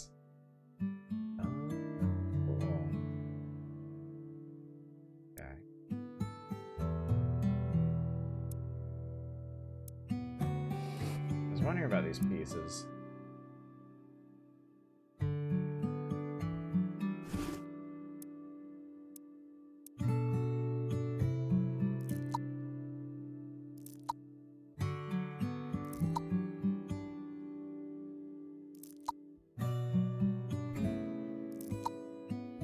Oh, that sounds really cool, Peach. I shook like a leaf when I presented it.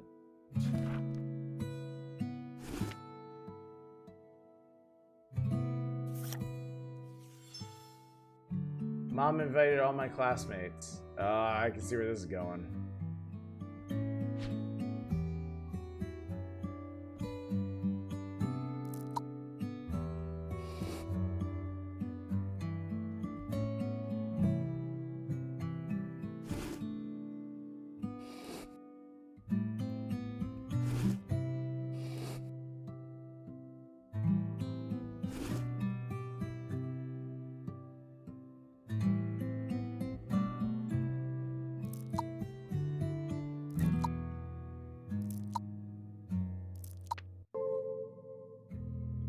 Sorry, can't come. I'm gonna stick this in here. Oh god. Jesus Christ.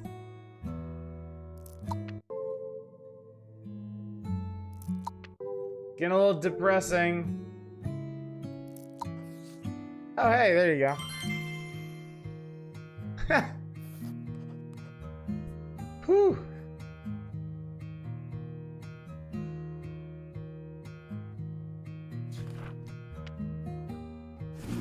Aw. Oh, hello. There's stickers!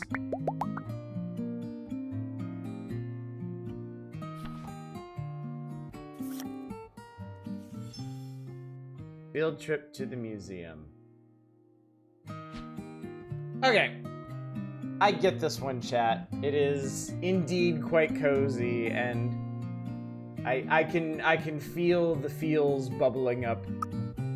So don't wanna overdo it. But yeah, the art style of this is wonderful. It's really, really nice. I don't find sad games cozy. I am not in the mood to take on something like this. I know that ultimately this is gonna be a very heartwarming and uplifting game, but getting there, I'm not interested. Yeah, you got to be in the mood. Like some games, like the cat game, the Mistpaw Valley. That one's gonna be cozy no matter what. Map, I think, is just like pure unadulterated bliss, right? But pieced together, yeah, you got to be ready for a narrative to get you there. All right, Trade-On, have a good one. Good to see you. All right, we got one more. This one's gonna be a swerve. This one, I believe, is horror. So we're ending on a grimmer note. We've had so much to uplift and delight us tonight, chat. I think we can handle that, right? I don't know, cozy or wholesome are the right words for this kind of game. That's actually a fairly heated discourse. Definitely some spectrum of emotional. No, I get where you're coming from, and you're absolutely right. Epilepsy warning, chat. Flashing lights ahead. Beware. Be known. Didn't know there's... Oh, there's definitely discourse, yeah.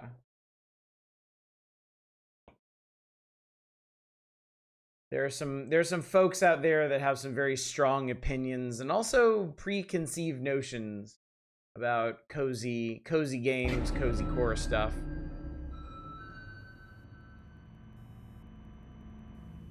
I don't feel that particular way about it. I remember the Frog Detective Deb being mad about wholesome, especially with like the wholesome direct. Alrighty.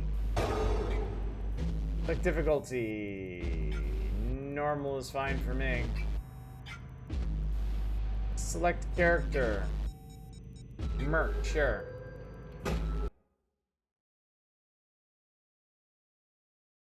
In the cute cardboard world, something went horribly wrong.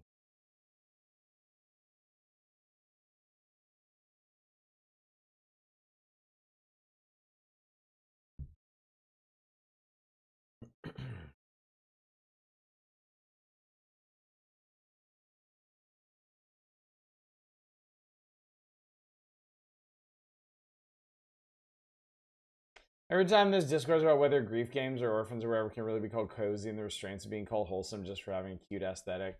No, I get you. I get you. I think Hildy's talked a little bit about this too, but like there are certain connotations and preconceptions that people bring to games with like a cozy or wholesome aesthetic, and there can be some issues if they don't match up with certain expectations that people have, and you know. I mean, the modern era, anything can be contentious. Tragically. People can feel wildly strongly about just about anything. In the land far beyond the reach of ordinary maps, there lies a unique city called Paper Town. Cheerful cardboard people live there. Well, this is wholesome. Inventing amazing new things beyond imagination. The most brilliant minds among them work tirelessly in a grand lab. A hub of creativity and fun. Life in Paper Town was serene and happy. Until one day when the first bombs fell. Oh, shit.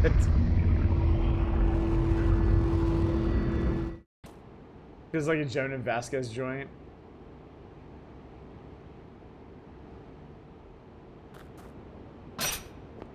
Staple gun. We also got a mighty boot.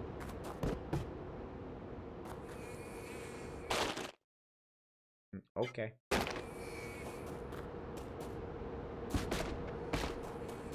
My thing in the middle schools, I was on my like Binding of Isaac.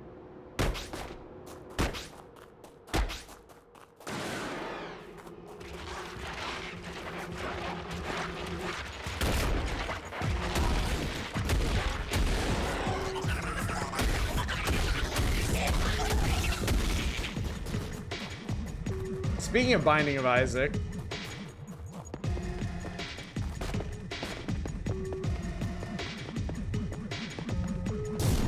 whoa! Pencil tutorial. X, draw and throw a bomb. C, erase corpses to heal yourself and reduce bomb cooldown.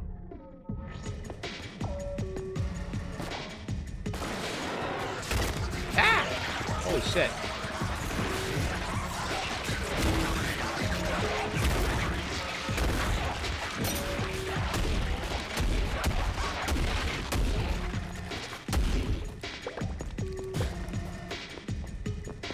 And a copy of Everything Can Be Beaten. I dig this silly shit. It's been a while since I've been a new angle on a Doom 1 like.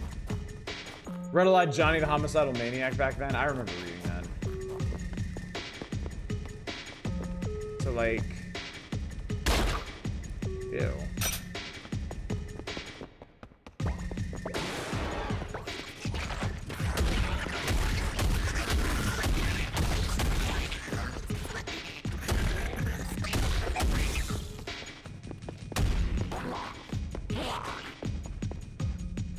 Oh, what the hell? Ah! Holy Jesus, fuck. Oh my god.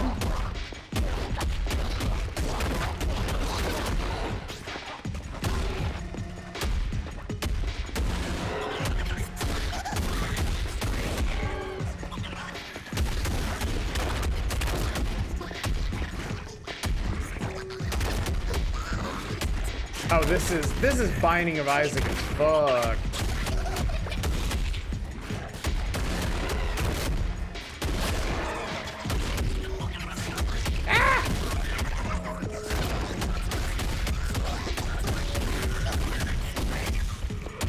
This is pretty hectic too. What's up, Sergeant Salamander? It has been ages, hasn't it? How you doing? I have been good. Oh god.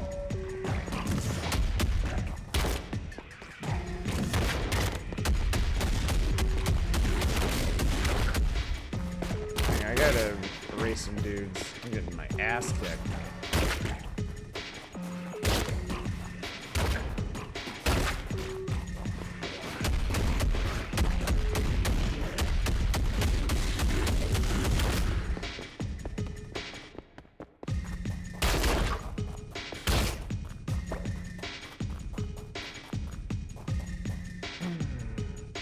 think Twitch unfollowed me from you, that's why I haven't seen your live notification. Oh, really?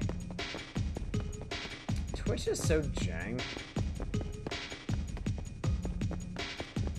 It'd be really hard to keep up with stuff like that, but I hope you've been doing well. Very happy to see you again.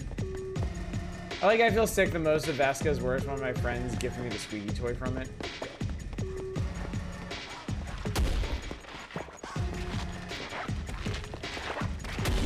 Got a new gun.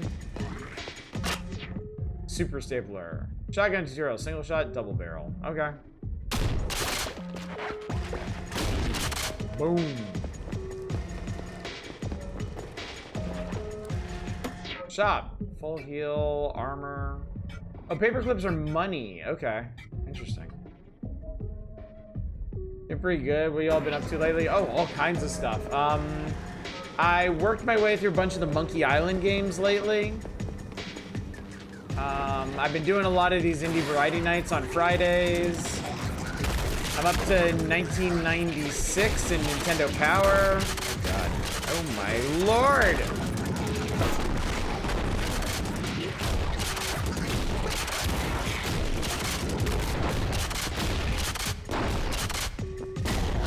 This game is fucking brutal. Project Geppetto. This is wild.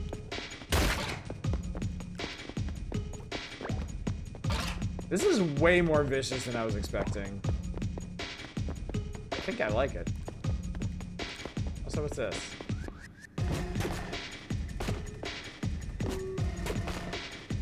You can double jump?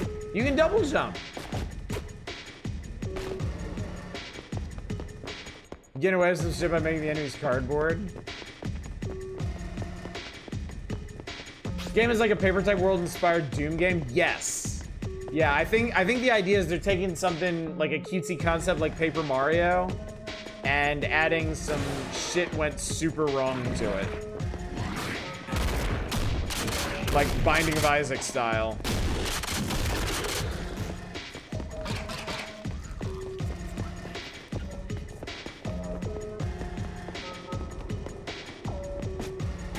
Right, I can get up there. Book!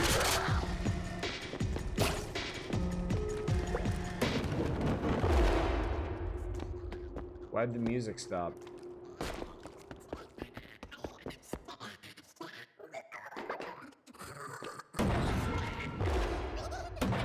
Oh, this is gonna be a big ass fight, isn't it? Level's probably not too gross for you, at least. Can paper run Doom.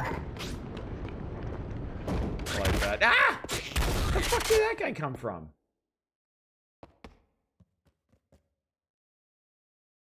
Kind of like these guys.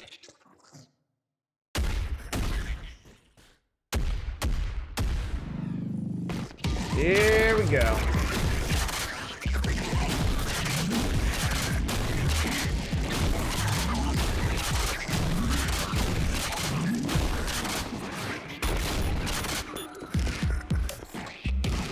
These arenas are huge, too. I totally forgot about my mighty boot. Oh, fuck. Oh, Lord. Oh, sweet Jesus. Low ammo? Yeah, that's fine.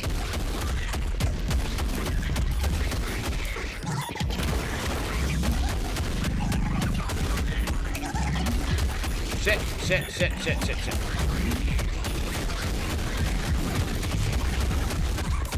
Oh, there's a lot of these dudes. Oh, these things are making them, aren't they? Maybe. Maybe not.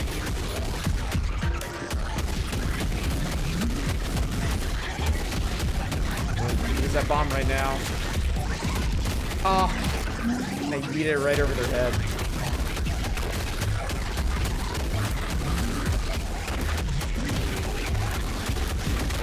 Yeah, I think those things are making them.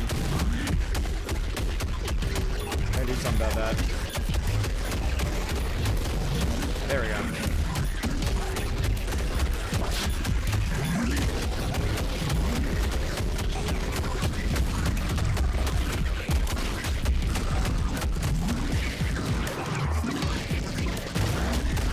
hell is that? What the hell is that?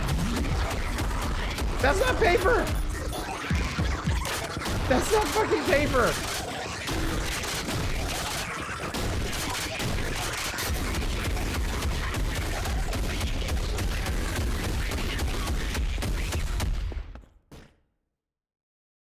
Jesus Christ.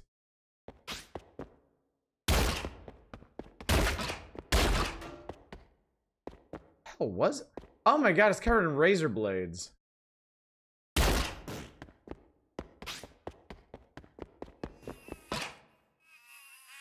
Yeah, the Jonan Vasquez comparison was extremely apt.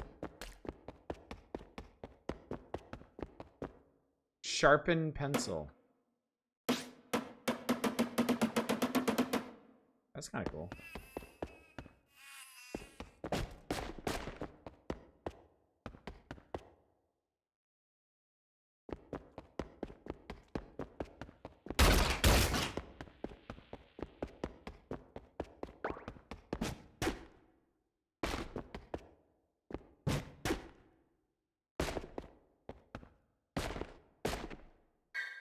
Opens elsewhere.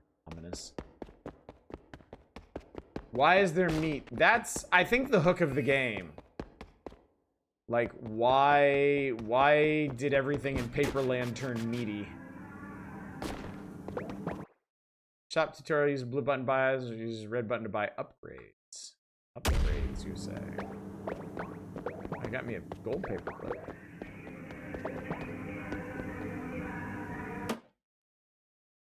Oh, damn. Holy shit, there's a bunch of stuff.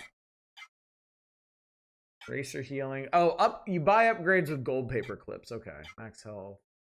Flashlight mode. Physics objects can be picked up. Prop jump.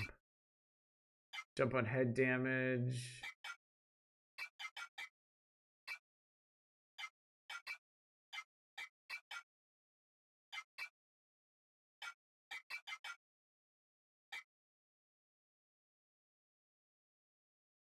Interesting.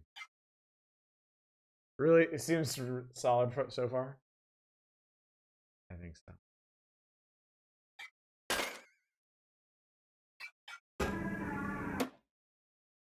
So...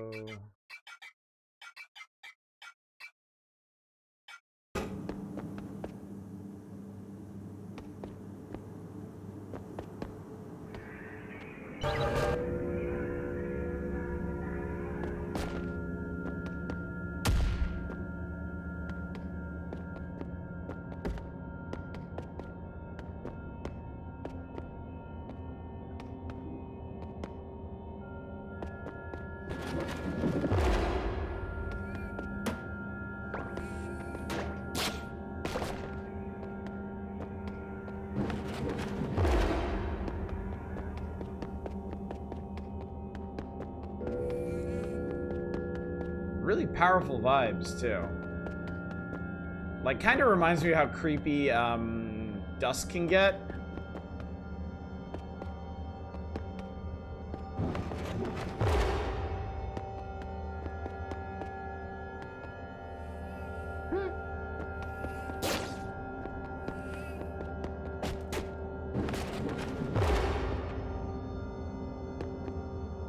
Like, where is everybody?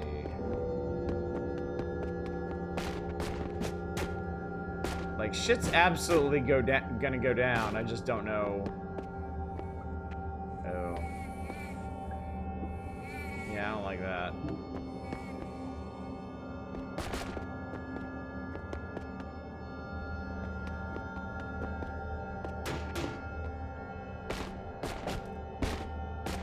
Oh dear.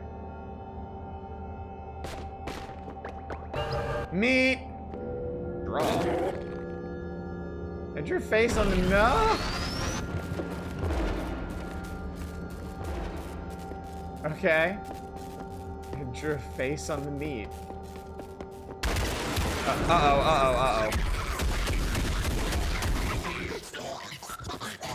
Oh, now I'm getting raided. Alright. Let's do it.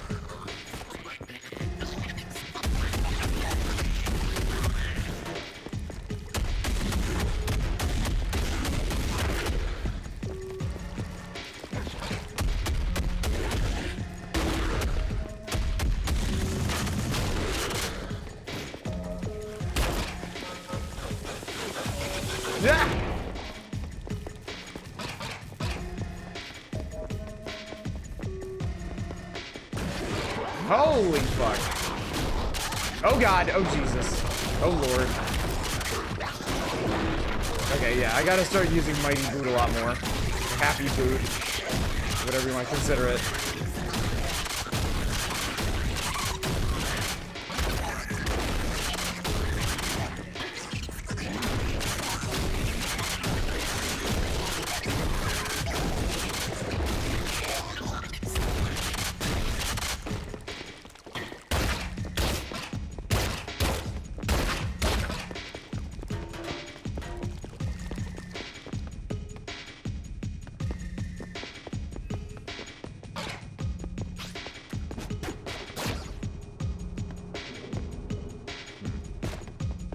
Coffins.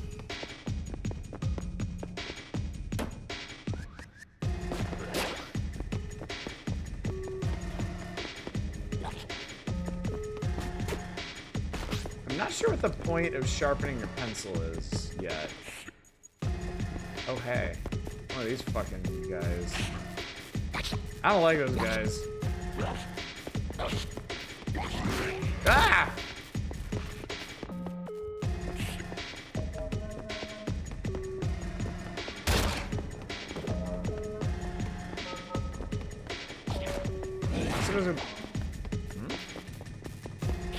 What do they want me doing here anyway? It's a little confusing. Mobs with charge attacks don't really telegraph their swings at all. I think the game is fast-paced enough that they're not really looking to.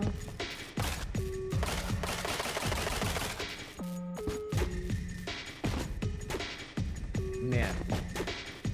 Yeah, the movement in this is pretty crazy, too. You can get going on ridiculous tears. Yeah, I'm not sure where to go next. Expecting the test chamber.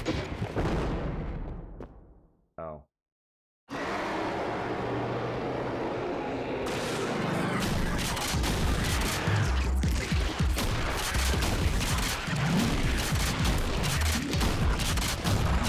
Oh, those things are kind of scary.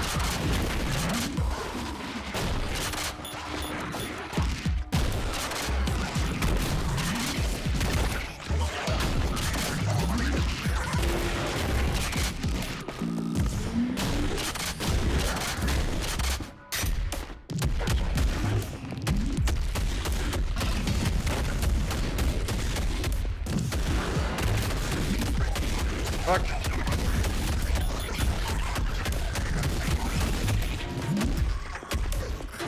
Oh, that's a...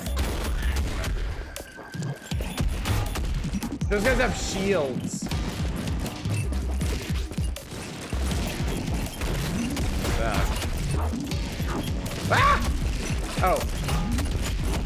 That's actually helpful. Fuck, man. Terrible with these bombs. Okay, I got one. How are we just supposed to... Maybe just explosives?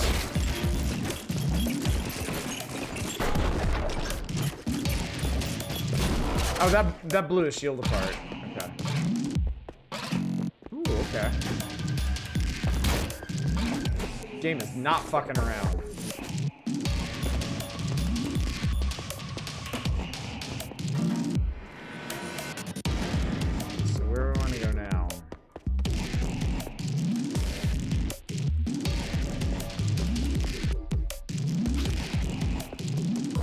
No, seriously, where do I want to go now?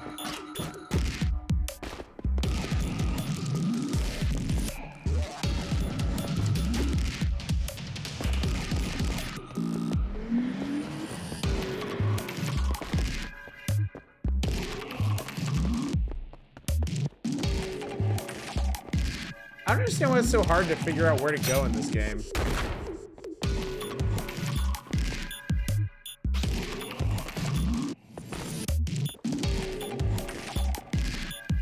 Like, I feel like it really shouldn't be.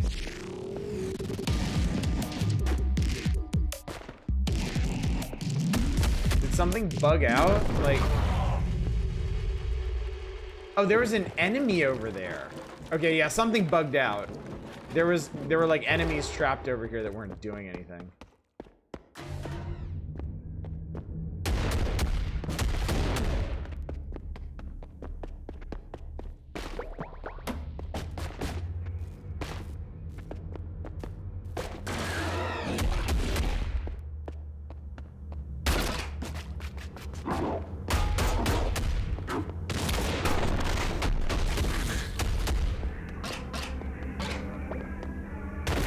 Oh, threw the bomb. Sad. Kinda mad they won't let you interact with all of those cute cardboard computer terminals. Like, did they want me to go all the way across there? Maybe. The enemies are a lot of fun to fight.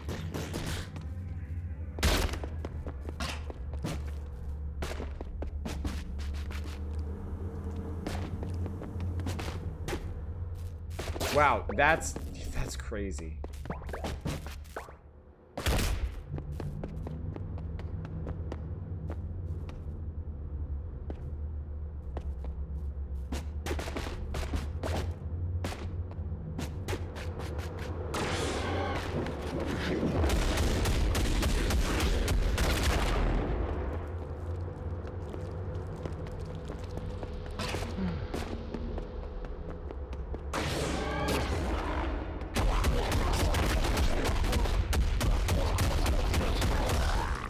So your mighty boot can stun dudes, which is pretty helpful.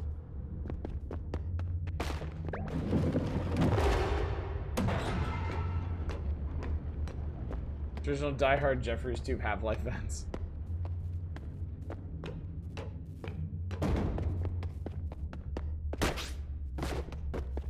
Vents are a classic staple of these games. Going over the top.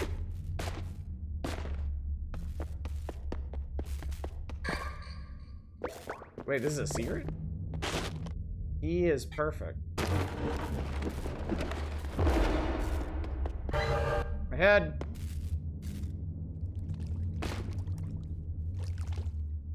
Oh, is that a level transition? No.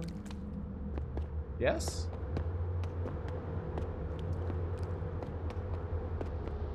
I'm getting really confused. Okay, I'm gonna stop here. Because it is late and I need to go to bed.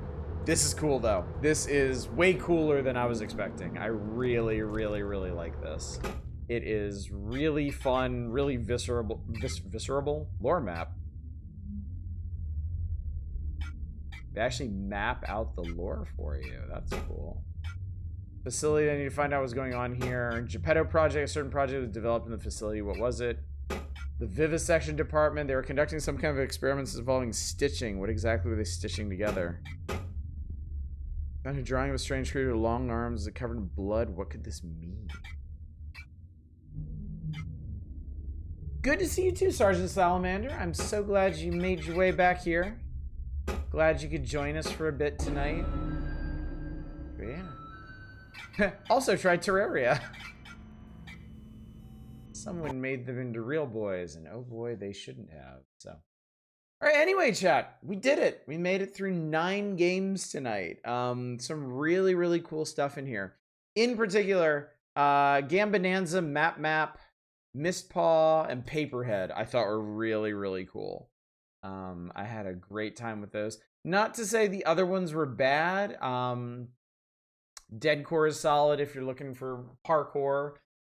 Dead House Sonata feels like it needs some more time in the oven, but it shows a lot of promise. Piece Together seems really good if you're in the mood for that kind of vibe. So yeah, good stuff tonight. Really good stuff tonight. So anyway, reminders, tomorrow night, not Power Hours. We finished January 1996 yesterday. So we're going to do some kind of retro console variety thing tomorrow night. No stream on Sunday because I never stream on Sunday. And the vote ends tomorrow night. I will be announcing what we'll be playing on Monday once I call the vote, which means we'll be playing something new on Monday. Also, next week is the Steam Next Fest. So we're going to be doing a Next Fest demo wheel on Friday, 1 week from tonight. So you'll want to be considering your demos to submit for that. Paperhead's really darn cool for something no cover art. Seriously, yeah. All right, I'm gonna find somebody for y'all raid. I'm gonna get right to bed because I gotta be up in 5 hours. I gotta be up soon. Let me throw you over to... I'm gonna send you to Dama again. They're doing some cool stuff with Rabbit and Steel. So yeah. Anyway, gang, thank you so much for coming out tonight. Thank you for joining me for a big indie variety night, especially since we started an hour earlier than we normally do. But it was worth it to get through all 9 of these games. I'm glad we were able to experience each and every one of them because they all had something interesting to show us. So hopefully you saw something you liked. Hopefully you had a good time. And hopefully I'll see you tomorrow night for whatever the hell it is I got cooking tomorrow night. But until then, as always, y'all take care. Bye, everybody.